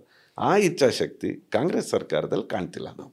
ಸರ್, ನಿಮ್ಮ ಮಲೆನಾಡಲ್ಲಿ ಇರುವಂಥ ಸಮಸ್ಯೆಗಳ ಬಗ್ಗೆ ಯಾವ ರೀತಿಯ ದನಿ ಎತ್ತಾ ಇದ್ದಾರೆ? ಏನೆಲ್ಲ ಸಮಸ್ಯೆಗಳು? ಇವಾಗ ನೀರಿನ ಸಮಸ್ಯೆ ಅಥವಾ ಜಾಬ್ ಕ್ರಿಯೇಷನ್ಸ್ ಇರ್ಬೋದು, ಕೃಷಿಕರಲ್ಲಿ ಅಲ್ಲಿ ತುಂಬ ಸಮಸ್ಯೆ ಇದೆ, ಕಾಡಾನೆ ಸಮಸ್ಯೆಗಳು ಆಗ್ತಾ ಇದೆ. ಶಿವಮೊಗ್ಗ ಅಲ್ಲ ಅಂದರೂ ಚಿಕ್ಕಮಗಳೂರು, ಮೂಡಿಗೆರೆ, ಕೊಡಗು ಈ ಕಡೆ ಇದರ ಬಗ್ಗೆ ಯಾವ ರೀತಿಯ ಹೋರಾಟಗಳು ಅಥವಾ ಯಾವ ರೀತಿಯ ಧ್ವನಿ ಎತ್ತಾ ಇದ್ದೀರಾ ಅಂತ? ನಾವು ಈ ಕಲಾಪ ಪ್ರಾರಂಭ ಆಗೋಕ್ಕಿಂತ ಮುಂಚೆನೇ ನಾವು ಜಿಲ್ಲೆಯಲ್ಲಿ ಕೂರ್ತೇವೆ. ಈ ಸಲ ಕಲಾಪದಲ್ಲಿ ಶಿವಮೊಗ್ಗ ಭಾಗದ ಏನೇನು ಸಮಸ್ಯೆಗಳು, ನಮಗೆ ಭಾಳ ಅಲ್ಲಿ ಇರೋವಂಥದ್ದು ಅರಣ್ಯದ ಸಮಸ್ಯೆ. ಅಂದರೆ ಶರಾವತಿ ಮುಳುಗಡೆ ಆದಂಥ ಸಂತ್ರಸ್ತರಿಗೆ ನಾವಿನ್ನೂ ಸರಿಯಾದಂಥ ಕಾಯಕಲ್ಪ ಅದನ್ನು ಕಲ್ಪಿಸೋಕ್ಕಾಗಲಿಲ್ಲ. ಭಾಳ ಇನಿಷಿಯಲ್ ಸ್ಟೇಜಲ್ಲಿ ಚಕ್ರ ಡ್ಯಾಮ್ ಇರ್ಬೋದು, ಶರಾವತಿ ಲಿಂಗನಮಕ್ಕಿ ಡ್ಯಾಮ್ ಆಗಿರ್ಬೋದು, ಆ ಸಂದರ್ಭದಲ್ಲೇ ಇದನ್ನು ಮಾಡಿದರೆ ಸಣ್ಣದಿತ್ತು. ಈಗ ಅದು ದೊಡ್ಡದಾಗಿ 4 ಜನ್ರೇಷನ್ ಬಂದಿದ್ದಾರೆ, ಈಗ 3 ಜನ್ರೇಷನ್ ಬಂದಿದ್ದಾರೆ. ಅವರಿಗೆ ನ್ಯಾಯವನ್ನು ಒದಗಿಸೋಕ್ಕೆ ಸರಿಯಾಗಿ ಆಗ್ತಾಯಿಲ್ಲ. ಹಾಗಾಗಿ ನಾವು ಒಟ್ಟಾರೆ ಈ ದೇಶದಲ್ಲಿ ಸಮಸ್ಯೆ ಇರೋವಂಥದ್ದೇ ಕೋಆರ್ಡಿನೇಷನ್ ಬಿಟ್ವೀನ್ ದಿ ಇಲಾಖೆಗಳು. ಈ ಇಲಾಖೆಗಳನ್ನು ಕೋಆರ್ಡಿನೇಷನ್ನು ನಾವು ಮಾಡಬೇಕಾಗಿರೋಂಥದ್ದು ರೆವಿನ್ಯೂ, ಅರಣ್ಯ, ಈ 2 ಇಲಾಖೆಗಳನ್ನು ಒಟ್ಟುಗೂಡಿಸಿ ನಮ್ಮ ಅರ್ಬನ್ ಡೆವಲಪ್ಮೆಂಟಿನ ಒಟ್ಟಾರೆ ಈ 3-4 ಇಲಾಖೆಗಳನ್ನು ಒಟ್ಟುಗೂಡಿಸಿ ಈ ಸಮಸ್ಯೆಗಳನ್ನು ಬಗೆಹರಿಸ್ತಿಲ್ಲ ಅಂದರೆ ಸಾವಿರಾರು ಜನಕ್ಕೆ ನಿರಾಶ್ರಿತರಾಗ್ತಾರೆ. ನಮ್ಮಂಥ ಮಲೆನಾಡಲ್ಲಿ ಮಳೆ ಒಂದು ಭಾಗದಲ್ಲಿ ಜಾಸ್ತಿ ಆಗ್ತಾ ಇದೆ. ಅದಕ್ಕೆ ಬೇಕಾದಂತಹ ಏನು ನೆರೆಗೆ ಏನು ಬೇಕೋ ಆ ಪರಿಹಾರಗಳನ್ನು, ಮತ್ತು ನಮಗೆ ಕನೆಕ್ಟಿವಿಟಿ ನೋಡಿ, ನಾವು ಒಂದು ಹಳ್ಳಿಯಿಂದ ನಗರಕ್ಕೆ ಬರಬೇಕು ಅಥವಾ ಶಾಲೆಗೆ ಬರಬೇಕು. ಇಡೀ ನಮ್ಮ ಮಲೆನಾಡಲ್ಲಿ ಸಮಸ್ಯೆ ಇರೋದೇ ಇವತ್ತು ಕಾಲು ಸಂಘಗಳಿಲ್ಲ. ನಮಗೆ ಬೇಕಾಗಿರೋವಂಥದ್ದು ಸಣ್ಣ ಕಾಲು ಸಂಘ ಮಾಡಿಕೊಡಿ. ಕಾಲು ಸಂಘ ಮಾಡಿಕೊಟ್ರೆ ಅದರಿಂದ ನಮಗೆ ಬಡವರಿಗೆ, ವಿದ್ಯಾರ್ಥಿಗಳಿಗೆ ಬರೋವಂಥದ್ದು ಆ ರೋಡ್ಗಳಲ್ಲಿ ಬರೋವಂಥದ್ದನ್ನು ಈಸಿ ಆಗುತ್ತೆ. ಹಾಗಾಗಿ ಅದಕ್ಕೆ ಬೇಕಾಗಿರುವಂಥ ಅನುದಾನಗಳನ್ನು ಕೊಡಿ ಅನ್ನುವಂಥದ್ದನ್ನು. ಮತ್ತು ಮಲೆನಾಡು ಭಾಗದಲ್ಲಿ ನಾನು ಲೋಕಲ್ ಬಾಡಿಯಿಂದ ಗೆದ್ದಿರೋ ಕಾರಣಕ್ಕೆ, ಅಂದರೆ ನಾನು 2021 ಡಿಸೆಂಬರಲ್ಲಿ ನನಗೆ 93% ಗ್ರಾಮ ಪಂಚಾಯತ್ನ ಸದಸ್ಯರು ನನಗೆ ಓಟ್ ಹಾಕಿರೋವಂಥದ್ದು. ಆ ಗ್ರಾಮ ಪಂಚಾಯತ್ನ ಒಟ್ಟಾರೆ ವ್ಯವಸ್ಥೆಗೆ ಶಕ್ತಿ ಕೊಡೋವಂಥದ್ದನ್ನು ನಾನು ಮೊದಲನೇ ದಿವಸದಿಂದ ಪ್ರಯತ್ನ ಮಾಡ್ತಾಯಿದ್ದೀನಿ. ಗ್ರಾಮ ಪಂಚಾಯತ್ ಸದಸ್ಯರು ಎಂಥವರು ಯಾವ ರೀತಿ ಇರ್ತಾರೆ, ಎಷ್ಟು ಕಷ್ಟಪಡ್ತಾರೆ. ದಿನ ಬೆಳಿಗ್ಗೆ ಆದರೆ ಜನರ ಸಮಸ್ಯೆ, ರೋಡ್ ಆಗಿಲ್ಲ, ಚರಂಡಿ ಆಗಿಲ್ಲ, ನೀರು ಬರ್ತಾ ಇಲ್ಲ, ಘನತ್ಯಾಜ್ಯ ವಿಲೇವಾರಿ ಆಗ್ತಾ ಇಲ್ಲ, ಈ ರೀತಿ ಸಮಸ್ಯೆಗಳನ್ನು ಗ್ರಾಮ ಪಂಚಾಯತಿಗಳಲ್ಲಿ ನಡೆಯುತ್ತೆ. ಅವ್ರಿಗೆ ಶಕ್ತಿ ಕೊಡೋವಂಥದ್ದನ್ನು ಪ್ರಯತ್ನಗಳನ್ನು ನಾವು ಮಾಡ್ತಾಯಿದ್ದೀವಿ. ಅವ್ರಿಗೆ ಗೌರವಧನನೂ ಭಾಳ ಕಡಿಮೆ ಇತ್ತು. ನಮ್ಮೆಲ್ಲರ ಹೋರಾಟ ಯಡಿಯೂರಪ್ಪನವರು, ಬಸವರಾಜ ಬೊಮ್ಮಾಯಿಯವರು ಮಾಡಿರೋ ಕಾರಣಕ್ಕೆ ಅವ್ರಿಗೆ ಡಬಲ್ ಮಾಡಿಸಿದ್ವಿ ಗೌರವಧನ. ಮತ್ತು ಅವರಿಗೆ ಭಾವನೆಗಳು, ನಾವೆಲ್ಲರೂ ಒಂದಾಗಿ ಕೆಲಸ ಮಾಡಬೇಕು ಅನ್ನೋ ಕಾರಣಕ್ಕೆ ನಾವು ಗ್ರಾಮ ಪಂಚಾಯತ್ಗಳ ಕ್ರೀಡಾಕೂಟವನ್ನು ಕೂಡ ಮಾಡಿದ್ವಿ. ಅಲ್ಲಿ ಮನೆಗಳು ಬೇಕಾಗುತ್ತೆ. ಯಾವುದೇ ಗ್ರಾಮ ಪಂಚಾಯತಿಗೆ ಇಷ್ಟಿಷ್ಟು ಮನೆಗಳನ್ನು ಕೊಟ್ಟಿದ್ದರು. 3,000 4,000 ಮನೆಗಳಿಗೆ ಸರಿಯಾದಂಥ GPS ಆಗಿಲ್ಲ, ಬೇರೆ ಬೇರೆ ತಾಂತ್ರಿಕ ದೋಷಗಳಿಂದ ಅವರುಗಳಿಗೆ ಅನುದಾನ ಕೊಡಬೇಕಾಗಿರೋದು ಅದನ್ನು ಕೊಡಲಿಲ್ಲ. ಅದನ್ನೆಲ್ಲ ಸರಿಪಡಿಸೋವಂಥದ್ದನ್ನಾಯಿತು. ಇದರೊಳಗಡೆನೂ ಹೆಚ್ಚು ಮನೆಗಳನ್ನು ಕೊಡಿ ಅನ್ನೋವಂಥದ್ದನ್ನು ಈ ಸಂದರ್ಭದಲ್ಲಿ ಅವ್ರಿಗೆ ಕೇಳೋವಂಥದ್ದು. ಮತ್ತು ಅಲ್ಲಿ ಬೇಕಾಗಿರೋವಂಥದ್ದು ರೋಡು, ಘನತ್ಯಾಜ್ಯ ವಿಲೇವಾರಿ ಘಟಕ, ಮತ್ತು ಬಹಳ ವಿಶೇಷವಾಗಿ ನೀವು ಹೇಳಿದ್ದು ವ್ಯಾಲಿಡ್ ಪಾಯಿಂಟ್ ಅಂದರೆ ಎಂಪ್ಲಾಯ್ಮೆಂಟ್. ಯಾವಾಗ ರಾಜ್ಯ ಸರ್ಕಾರ ನಾನು ರಿಕ್ರೂಟ್ಮೆಂಟ್ ಮಾಡೋಕ್ಕಾಗಲ್ಲ ಅಂತ ಹೇಳ್ತಾ ಇದೆ, ಯಾವ ಇಲಾಖೆಯಲ್ಲೂ ಎಲ್ಲ ಕಡೆ ಮೋರ್ ದೆನ್ 50% ಖಾಲಿದೆ ಇವತ್ತು. ಯಾವುದೇ ಇಲಾಖೆ, ಶಿಕ್ಷಣಕ್ಕೆ ಮತ್ತು ಆರೋಗ್ಯಕ್ಕೆ ನಾವು ಅವತ್ತಿಂದ ಹೇಳ್ತಾ ಇದ್ದೀವಿ, ಅದೊಂದನ್ನು ನೀವು ಹಿಂದೆ ಮುಂದೆ ನೋಡಬೇಡಿ. ಹೆಂಗೆ ಅಂದರೆ ನಮ್ಮಂಥ ದೊಡ್ಡ ಆಸ್ಪತ್ರೆ, ಜಿಲ್ಲಾ ಆಸ್ಪತ್ರೆಯಲ್ಲಿ ದೊಡ್ಡ ದೊಡ್ಡ ಮಿಷಿನರಿ ಬರುತ್ತೆ, ಅದನ್ನು ಯೂಸ್ ಮಾಡೋಕ್ಕೆ ಬೇಕಾಗಿರೋವಂಥ ಒಬ್ಬ ಟೆಕ್ನಿಷಿಯನ್ ಇಲ್ಲ. ಅದು ಹಂಗೆ ಸ್ಕ್ರ್ಯಾಪ್ ಆಗಿ 1 ಕೋಟಿ 2 ಕೋಟಿದ ಆ ಥರದ್ದು ರಿಕ್ರೂಟ್ಮೆಂಟ್ ಇಲ್ಲದೆ. ಇನ್ನು ಕಾಲೇಜುಗಳು, ಆಯುಷ್ ಕಾಲೇಜು ನಾವೆಲ್ಲ ನಂಬಿರುವಂಥ ಆಯುರ್ವೇದ, ಆ ಆಯುಷ್ ಕಾಲೇಜಲ್ಲಿ ನಾವು ರಿಕ್ರೂಟ್ಮೆಂಟ್ ಇಲ್ಲದೆ 60 ಇದ್ದಂಥ ಸೀಟು ಇವತ್ತು 33 ಸೀಟು. ಅಂದರೆ ಅಲ್ಲಿಲ್ಲ, ಪ್ರಾಧ್ಯಾಪಕರು ಇಲ್ಲ ಅಂದಾಗ ಪ್ರಾಧ್ಯಾಪಕರ ಮೇಲೆ ನಮ್ಮದು ಅಲ್ಲಿ ನಮ್ಮ ಮಕ್ಕಳ ಎಂಟ್ರೆನ್ಸ್ ಆಗೋದು, ಅಲ್ಲಿ ಒಳಗಡೆ ಅಡ್ಮಿಷನ್ ಆಗೋದು. ಹಾಗಾಗಿ ಅದನ್ನು ಕಡಿಮೆ ಆಗ್ತಿದೆ. ಹಾಗಾಗಿ ಒಟ್ಟಾರೆ ಸಮಸ್ಯೆ ಈ ಎಂಪ್ಲಾಯ್ಮೆಂಟಲ್ಲಿ ಅವ್ರು ಜನ್ರೇಟ್ ಮಾಡಲ್ಲ ಅಂದಾಗ ಬೇರೆಯವರಿಗೆ ಒಂದಷ್ಟು ನಾವು ಈಗ ಟೂರಿಸಮ್ಮು ಮತ್ತು ನಮಗೆ IT, ಅದಕ್ಕೆ ಬೇಕಾಗಿರೋ ಇನ್ಫ್ರಾಸ್ಟ್ರಕ್ಚರನ್ನು ನಮ್ಮ ಶಿವಮೊಗ್ಗದಲ್ಲಿ ಎಲ್ಲ ಕನೆಕ್ಟಿವಿಟಿ ಇದೆ. ನಾವು ಕೇಳ್ತಾ ಇದ್ದೀವಿ ಕಿಯೋನಿಕ್ಸಿಂದ ಉತ್ತಮವಾದಂಥ ಬಿಲ್ಡಿಂಗನ್ನು ಮಾಡಿ, ಅಲ್ಲಿ ಕಂಪ್ನಿಯವ್ರನ್ನ ಕರೀರಿ, ಇನ್ಫೋಸಿಸ್ಸು, TCS ಈ ಥರ ದೊಡ್ಡ ದೊಡ್ಡ ಕಂಪ್ನಿಯವ್ರನ್ನ ಕರೀರಿ, ಎಂಪ್ಲಾಯ್ಮೆಂಟ್ ಜನ್ರೇಟ್ ಮಾಡಿ. ಅದು ಶಿವಮೊಗ್ಗದಲ್ಲೇ ಲ್ಯಾಂಡ್ ಎಕ್ವಿಸಿಷನ್ ಆಗಿದೆಯಲ್ಲ ಸರ್, IT ಪಾರ್ಕಿಗೆ ಆಗಿದೆ. ಬಿಲ್ಡಿಂಗನ್ನು ಕಟ್ಟಿಲ್ಲ ಇನ್ನು. ಒಂದೇ ಒಂದು ಬಿಲ್ಡಿಂಗು ಮಾನ್ಯ ಯಡಿಯೂರಪ್ಪನವ್ರು ಕಟ್ಟಿರೋವಂಥದ್ದು. ಅದರೊಳಗಡೆ ಒಂದೇ ಸಾಕ, ಅದರೊಳಗಡೆ 1-2 ಸಾವಿರ ಜನನೂ ಕೂರಕ್ಕಾಗಲ್ಲ. ಅದು ಸಾಕ, ಇನ್ನೂ ಮಾಡಬೇಕು. ಹೋಗಲಿ, ಟೂರಿಸಮ್ಮಿಗೆ ನಮ್ಮ ಮಲೆನಾಡು ಭಾಳ ಪ್ರಸಿದ್ಧಿಯಾಗಿದೆ. ಇವತ್ತು ಮಾನ್ಯ ನಮ್ಮ ಲೋಕಸಭಾ ಸದಸ್ಯರು BY ರಾಘವೇಂದ್ರ ಅವರ ಏನು ಇಚ್ಛಾಶಕ್ತಿಯಿಂದ ಇವತ್ತು ಸಿಗಂದೂರು ಸೇತುವೆ ಆಯಿತು. ಸಿಗಂದೂರು ಸೇತುವೆ ಬಗ್ಗೆನೇ ಮಾತಾಡಬೇಕಿತ್ತು ಸರ್. ಅದನ್ನು ಯಾಕೆ ಅಷ್ಟೊಂದು ರಾಜಕೀಯ ಮಾಡಿದ್ರು? ಎಷ್ಟೋ ವರ್ಷಗಳ ಒಂದು ಜನರ ಸಮಸ್ಯೆ ಆಗಿತ್ತು ಆ ಲಾಂಚಲ್ಲಿ ಹೋಗುವಂಥದ್ದು. ಆ ಒಂದು ಎಷ್ಟೋ ವರ್ಷಗಳಾದ ಮತ್ತೆ ಶರಾವತಿ ಹಿನ್ನೀರಿರಲಿ ಒಂದು 2.5 ಕಿಲೋಮೀಟರ್ ಉದ್ದದೊಂದು ಸೇತುವೆ ಆಯಿತು. ಅದನ್ನು ರಾಜಕೀಯ ಮಾಡುವಂಥ ಅಗತ್ಯ ಇತ್ತ ಅಂತ? ಯಾರು ಮಾಡಿದ್ದು ಒಂದು ಸಲ ನೋಡಿ, ಯಾರು ಮಾಡಿದ್ದು ಅಂತ ನೋಡಿ. 60 ವರ್ಷದ ಇತಿಹಾಸ ಇದಕ್ಕೆ. 6 ದಶಕಗಳಿಂದ ಆ ಭಾಗದ ಜನ ಕಣ್ಣೀರಲ್ಲ, ಅದು ರಕ್ತದ ನೀರೇ ಹರಿಸಿದ್ದಾರೆ ಅವರು. ಅವ್ರದ್ದು ಒಬ್ಬೊಬ್ರದ್ದು ಕೇಳಿಬಿಟ್ರೆ, ಯಾಕಂದರೆ ನಾನು ಸಣ್ಣ ಹುಡುಗನಿಂದ ಕೇಳ್ತಾ ಇದ್ದೆ, ತಂದೆಯವ್ರ ಹತ್ರ ಬರ್ತಾಯಿದ್ರು ಆ ಭಾಗದ ಜನ, ಬಂದು ಅಳ್ತಾ ಇದ್ರು. ರಾತ್ರಿ ಆದರೆ ನಮ್ಮ ಸ್ಥಿತಿ, ನಮ್ಮದು ಬೆಳಗಿನ ಸ್ಥಿತಿ, ಜೀವನ ಮಾಡೋಕ್ಕಾಗ್ತಾ ಇಲ್ಲ, ನಮ್ಮನ್ನು ಇಲ್ಲಿ ಬಿಟ್ಟು ನೀವೆಲ್ಲರೂ ಆರಾಮಿದ್ದೀರಲ್ಲ ಅಂತ ಗಲಾಟೆ ಮಾಡ್ತಾಯಿದ್ರು. ಹೋರಾಟಗಳನ್ನು 60 ವರ್ಷದಿಂದ ನಡೀತಾ ಇದೆ. ಅದಕ್ಕೆ ಸೂಕ್ತವಾದಂಥ ಸಂದರ್ಭದಲ್ಲಿ ಅದಕ್ಕೆ DPR ಮಾಡಿಸಿ, ಅದಕ್ಕೆ ಬೇಕಾಗಿರೋವಂಥದ್ದನ್ನು ಯಾರು ಶಂಕುಸ್ಥಾಪನೆ ಮಾಡ್ತಾರೆ ಅವರೇ ಬಂದು ಉದ್ಘಾಟನೆ ಮಾಡುವಂಥದ್ದು ನಮ್ಮ ಕಣ್ಮುಂದೆ ಆಗಿರೋದು ನಮ್ಮ ಸೌಭಾಗ್ಯ. ಯಾಕಂದರೆ ಸುಮಾರು ಯೋಜನೆಗಳನ್ನು ನೋಡಿದ್ದೀವಿ ನಾವು. ಬ್ರಿಡ್ಜ್ಗಳಿರ್ಬೋದು, ಯಾರೋ ಒಬ್ಬರು ಶಂಕುಸ್ಥಾಪನೆ ಮಾಡ್ತಾರೆ, ಎಷ್ಟೋ 20 ವರ್ಷ ಆದಮೇಲೆ, 15 ವರ್ಷ ಆದಮೇಲೆ. ಆದರೆ ನಿತಿನ್ ಗಡ್ಕರಿ ಅವ್ರಿಗೆ ಒತ್ತಾಯ ಮಾಡಿ, ಅವರಿಗೆ ಕರ್ಕೊಂಬಂದು ಶಂಕುಸ್ಥಾಪನೆ ಮಾಡಿ, ಅದಕ್ಕೆ ಬೇಕಾಗಿರುವಂತಹ ಹಣವನ್ನು ರಿಲೀಸ್ ಮಾಡಿ, ಅಲ್ಲಿ ಕೊಡಬೇಕಾಗಿರುವಂಥ ಗ್ರಾಮ ಪಂಚಾಯತಿನ ರೋಡ್ ಅದನ್ನು ನ್ಯಾಷನಲ್ ಹೈವೇಗೆ ಅಂತ ಕನ್ವರ್ಟ್ ಮಾಡಿದ್ದು ಮಾನ್ಯ ಯಡಿಯೂರಪ್ಪನವರ ನೇತೃತ್ವದಲ್ಲಿ. ಅವತ್ತು ಅವರು CM ಇದ್ದರು. ನಮ್ಮ ಲೋಕಸಭಾ ಸದಸ್ಯರಾದಂಥ ರಾಘವೇಂದ್ರ ಅವರ ನೇತೃತ್ವದಲ್ಲಿ ಆಯಿತು. ಎಲ್ಲ ಕಂಪ್ಲೀಟ್ ಆಗಿದೆ. ಕಂಪ್ಲೀಟ್ ಆಗಬೇರೆ ಕನಿಷ್ಠ 100 ಬಾರಿ ನಮ್ಮ ಲೋಕಸಭಾ ಸದಸ್ಯರು 1 ತಿಂಗಳಿಗೆ ಒಮ್ಮೆ ಆದ್ರೂ ಏನಾಗ್ತಿದೆ, ಏನಾರ ಸಮಸ್ಯೆ ಇದೆಯಾ, ಅಲ್ಲಿ ಕಾಂಟ್ರಾಕ್ಟ್ರ್ ಪ್ರಾಬ್ಲಮ್ ಇದ್ದರೆ ಅವನಿಗೆ ಸರಿಪಡಿಸೋವಂಥದ್ದು, ಅವನಿಗೆ ಜೋರು ಮಾಡೋ ಅಂಥದ್ದು, ಅಲ್ಲಿನ ಇಂಜಿನಿಯರ್ಸಿಗೆ ಏನೇನು ಸಹಕಾರ ಕೊಡಬೇಕು ಸ್ಟೇಟಿಂದ ಅದನ್ನು ಒಂದು 100 ಬಾರಿ ಹೋಗಿದ್ದಾರೆ.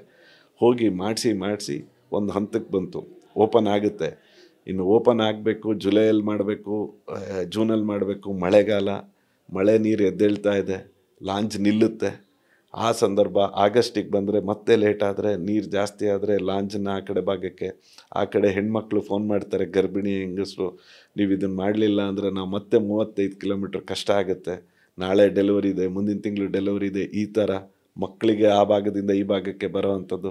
ಇದನ್ನೆಲ್ಲದನ್ನು ಏನು ಮಾಡಿದ್ರು, ನಾವು ಹೆಂಗಾರ ಮಾಡಿ ಇದನ್ನು ಜುಲೈ ತಿಂಗಳಲ್ಲಿ ಓಪನ್ ಮಾಡಿದ್ರೆ ಆಗಸ್ಟ್ ತಿಂಗಳಲ್ಲಿ ಮತ್ತಿನ್ನು 3 ತಿಂಗಳು ನಾವು ಮಾಡೋಕ್ಕಾಗಲ್ಲ. ನೀರಿನ ಪ್ರಮಾಣ ಜಾಸ್ತಿ ಆದರೆ ಮತ್ತೆ ಲಾಂಚ್ ನಿಲ್ಲಿಸಬೇಕು. ನಾವು ಓಪನ್ ಮಾಡಿಲ್ಲ ಅನ್ನೋ ಒಂದು ಕಾರಣಕ್ಕೆ ಅದನ್ನು ನಾವು ಜನಕ್ಕೆ ಅನಾನುಕೂಲ ಆಗುತ್ತೆ. ಹೆಂಗಾದರೂ ಆಯಿತು ಓಪನ್ ಮಾಡೋಣ, ಹಂಗೆ ಕಾಯೋದೇ ಇದ್ದಿದ್ದರೆ ನರೇಂದ್ರ ಮೋದಿ ಅವರೇ ಬರ್ತಾಯಿದ್ರು, ಕಾಯಲಿಲ್ಲ ಅವರು. ಇಲ್ಲ ನಿತಿನ್ ಗಡ್ಕರಿ ಯಾರೋ ಅವ್ರಿಗೆ ಕೇಳಿದ್ರು, ನೋಡಿ ಹಿಂಗೆ ಲೇಟ್ ಆಗುತ್ತೆ, ಮತ್ತು ಇನ್ನೊಂದು 15 ದಿನ ಲೇಟ್ ಆದರೆ ಕಷ್ಟ ಆಗುತ್ತೆ, ದಯಮಾಡಿ ಬನ್ನಿ ಅಂದರು.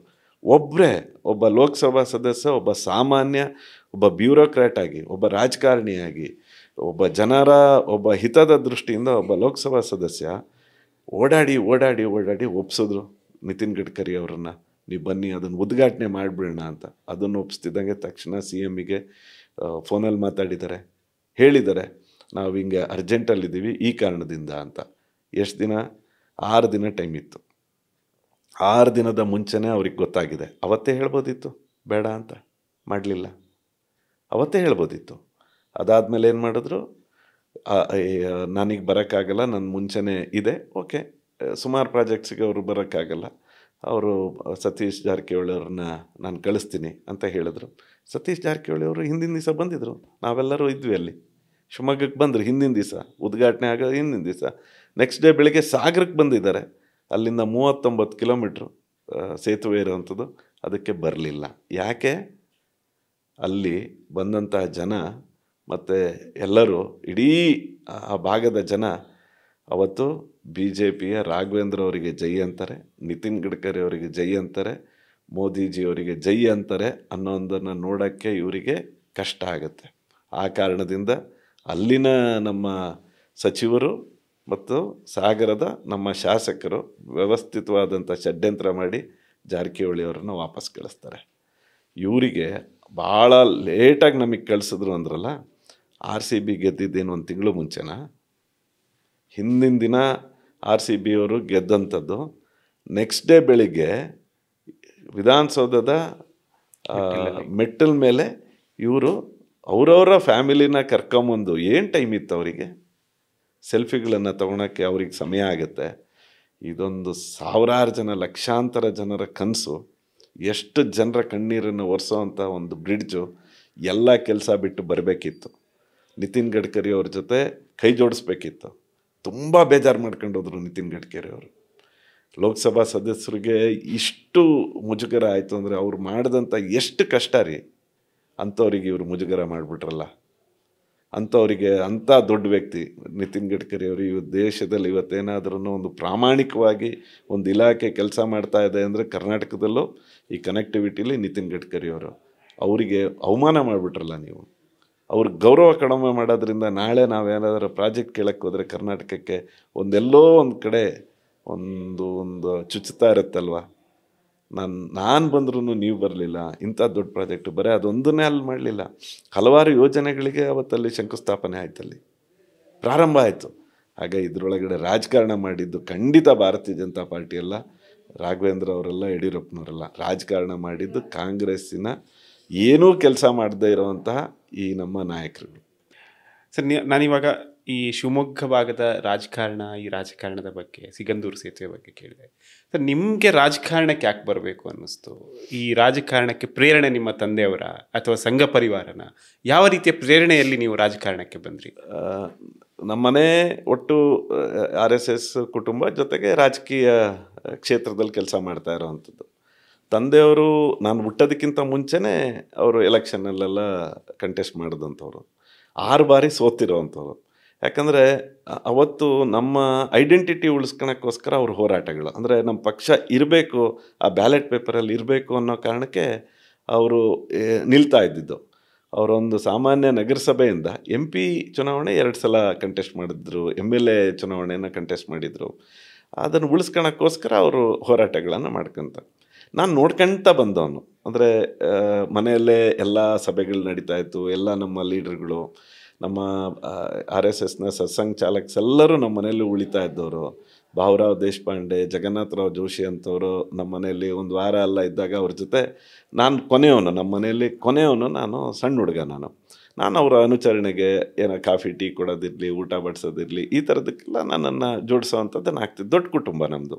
ಒಟ್ಟಾರೆ ನಾವು 15 ಜನ ನಮ್ಮ ಮನೆಯಲ್ಲಿ ಇದ್ದಂಥದ್ದು. ಒಟ್ಟು ಕುಟುಂಬದಲ್ಲಿ ಇದು ನಿಮ್ಮದು ಕೂಡು ಕುಟುಂಬ. ಹಾಂ, ಹೌದು. ಹಾಗೆ ನಾವು ಬೆಳೆದಂಥವ್ರು.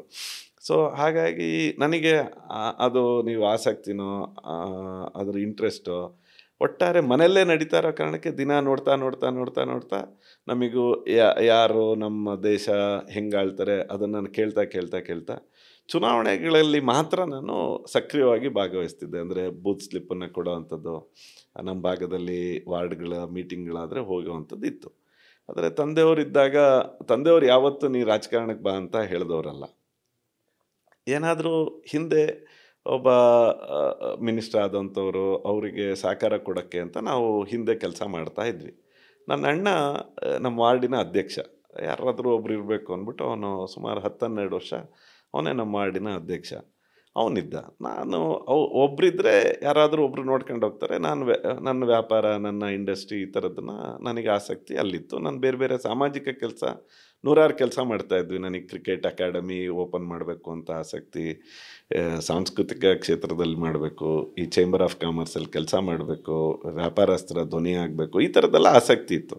ರಾಜಕಾರಣಕ್ಕೆ ಬರಬೇಕು, ಯಾವತ್ತೋ ನಾನು MLC ಆಗ್ತೀನಿ ಅಂತ ಯೋಚನೆ ಮಾಡಿದವನಲ್ಲ. ಆಮೇಲೆ 2005ರಲ್ಲಿ ನನ್ನ ಸ್ನೇಹಿತರು, ನನ್ನ ಕುಟುಂಬದವರು, ತಂದೆಯವರು ಹಿರಿಯರಾದರು, ಯಾರಾದರೂ ಒಬ್ಬರು ಇರಬೇಕಲ್ಲ, ಯಾವ್ದಾರ ಜವಾಬ್ದಾರಿಗಳನ್ನು ತೊಗೋಬೇಕು ಅಂದಾಗ ಅಣ್ಣ ಹಂಗೆ ಕೇಳಿದಾಗಿಲ್ಲ, ನನಗಿನ್ನು ಜವಾಬ್ದಾರಿ ತೊಗೊಳ್ಳೋ ಆಸಕ್ತಿನೂ ಇಲ್ಲ, ನಂಗೆ ರಾಜಕೀಯ ಕ್ಷೇತ್ರದಲ್ಲಿ ಇಲ್ಲ ಅಂದಾಗ ನನಗೆ ಕೇಳಿದ್ರು ಹೋಗ್ತೀಯಾ ಅಂತ. ನಾನು ಸಂಘಟನೆಯಲ್ಲಿ ಕೆಲಸ ಮಾಡ್ತೀನಿ ಅಂತ ಹೇಳಿ ಭಾರತೀಯ ಜನತಾ ಪಾರ್ಟಿಯಲ್ಲಿ ಮಾಧ್ಯಮ ಪ್ರಮುಖಾಗಿ, ಮೊದಲೇದು ಸಹ ಮಾಧ್ಯಮ ಪ್ರಮುಖಾಗಿ ನಾನು ಕೆಲಸ ಮಾಡಿದೆ. ಅದಾದಮೇಲೆ ಯುವ ಮೋರ್ಚಾ ಜಿಲ್ಲಾಧ್ಯಕ್ಷ ಆದೆ, ಜಿಲ್ಲಾ ಕಾರ್ಯದರ್ಶಿ ಆದೆ 3 ವರ್ಷ ಪ್ರಧಾನ ಕಾರ್ಯದರ್ಶಿ ಆದೆ. ಅದಾದಮೇಲೆ ತಂದೆಯವರ ಗ್ರ್ಯಾಜುಯೇಟ್ ಕಾನ್ಸ್ಟಿಟ್ಯೂನ್ಸಿ ಇದ್ದಾಗ ಎಲ್ಲರೂ ಹೇಳಿದ್ರು ಅದಕ್ಕೊಂದು ಟ್ರೈ ಮಾಡು ಅಂತ ಕೇಳಿದೆ 18ರಲ್ಲಿ. ಅವಾಗ ಬೇರೆ ಬೇರೆ ಕಾರಣಕ್ಕೆ ಬೇಡ, ಈಗ ಬೇಡ, ನೀ ಸಂಘಟನೆಯಲ್ಲಿ ಕೆಲಸ ಮಾಡು ಅಂದರು. ಸಂಘಟನೆಯಲ್ಲೇ ಕೆಲಸ ಮಾಡ್ತಾಯಿದ್ದೆ. ಆಮೇಲೆ ಲೋಕಲ್ ಬಾಡಿಯಿಂದ ಸಿಕ್ತು. ಆದರೆ ನನಗೆ ಅವ ಸಣ್ಣ ಹುಡುಗನಿಂದ ಏನಂದರೆ, ಯಾವ್ದಾರ ಒಂದು ರಾಜಕೀಯ ಪಕ್ಷ ನಿಮಗೆ ಪ್ರೇರಣೆ ಸಿಗಬೇಕು, ಯಾತಕ್ಕೋಸ್ಕರ ನಾನು ರಾಜಕೀಯ ಕ್ಷೇತ್ರಕ್ಕೆ ಹೋಗಬೇಕು ಅಂತ. ನಾನು ಹೇಳಿದೆ ನಿಮಗೆ ಪಂಚನಿಷ್ಠೆಯಲ್ಲಿ ಮೌಲ್ಯಾಧಾರಿತವಾದಂಥ ರಾಜಕಾರಣ ಮಾಡಬೇಕು ಅಂತ ನಾವು 5ನೇ ನಂಬರಲ್ಲಿ ಹೇಳ್ತೀವಿ. ನಾವು ಮೌಲ್ಯಾಧಾರಿತ ರಾಜಕಾರಣವನ್ನು ಮಾಡಬೇಕು ಅಂತ.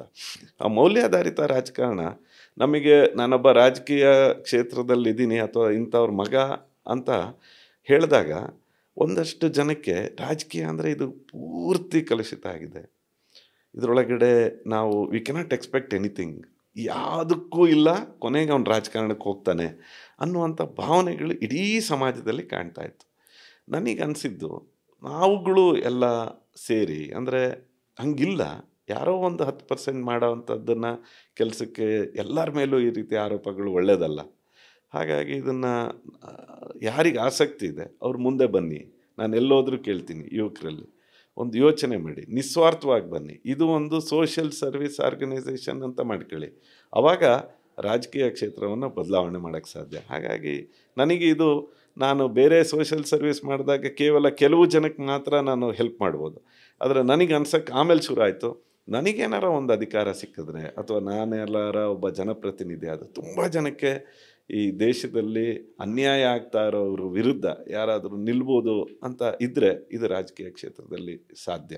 ನನಗೊಂದು ಅಧಿಕಾರ ಇದ್ದರೆ ಅವಾಗ ಯಾರಿಗೆ ಅನ್ಯಾಯ ಆಗ್ತಾ ಇದೆ ಅದನ್ನು ತಡೆಗಟ್ಟುವಂತಹ ಶಕ್ತಿ ಇದಕ್ಕಿದೆ ಅಂತ ಅನ್ನೋ ಮನೋಭಾವದಲ್ಲಿ ನಾನು ಸಕ್ರಿಯವಾಗಿ ಭಾಗವಹಿಸ್ತಾ ಇರ್ತೀನಿ. ಸರ್, ಮುಂದಿನ ದಿನದಲ್ಲಿ ಈ ನಿಮ್ಮ ಹೋರಾಟಗಳು ಇನ್ನೂ ಜೋರಾಗಿ ಇರುತ್ತೆ ಅಂತ ಹೇಳಿದ್ರಿ. ಆ ಎಲ್ಲ ಹೋರಾಟಗಳಿಗೂ ಒಂದು ಬೆಸ್ಟ್ ವಿಶಸ್ಸನ್ನು ಹೇಳ್ತಾ ಇಷ್ಟೊತ್ತು ನಮ್ಮ ಜೊತೆ ಸುದೀರ್ಘವಾದಂಥ ಮಾತುಕತೆ ಆಡಿದ್ರಿ. ತುಂಬ ಧನ್ಯವಾದಗಳು ಸರ್. Thank you. ಧನ್ಯವಾದ. ವೀಕ್ಷಕರೇ, ಇಷ್ಟೊತ್ತು ನೋಡಿದ್ರಿ, ಇದಾಗಿತ್ತು ಇವತ್ತಿನ ವಿಶೇಷ. ಹಲವಾರು ವಿಷಯಗಳ ಬಗ್ಗೆ ಸುದೀರ್ಘವಾದಂಥ ಚರ್ಚೆಗಳಾಯಿತು, ಹಲವಾರು ವಿಷಯಗಳನ್ನು ಮಂಡನೆ ಮಾಡಿದ್ರು. DS ಅರುಣ್ ಅವರು ವಿಧಾನ ಪರಿಷತ್ತಲ್ಲಿ ಜನರ ಪರವಾಗಿ ಇನ್ನಷ್ಟು ಧ್ವನಿಯಾಗಿ ಬರ್ತಾರೆ ಅಂತ ಹೇಳುವ ಒಂದು ಆಶಯ ನಮ್ಮಲ್ಲಿ. ಇದಾಗಿತ್ತು ಈ ಹೊತ್ತಿನ ವಿಶೇಷ. ನೋಡ್ತಾ ಇರಿ ಇನ್ಸೈಟ್ ರಶ್.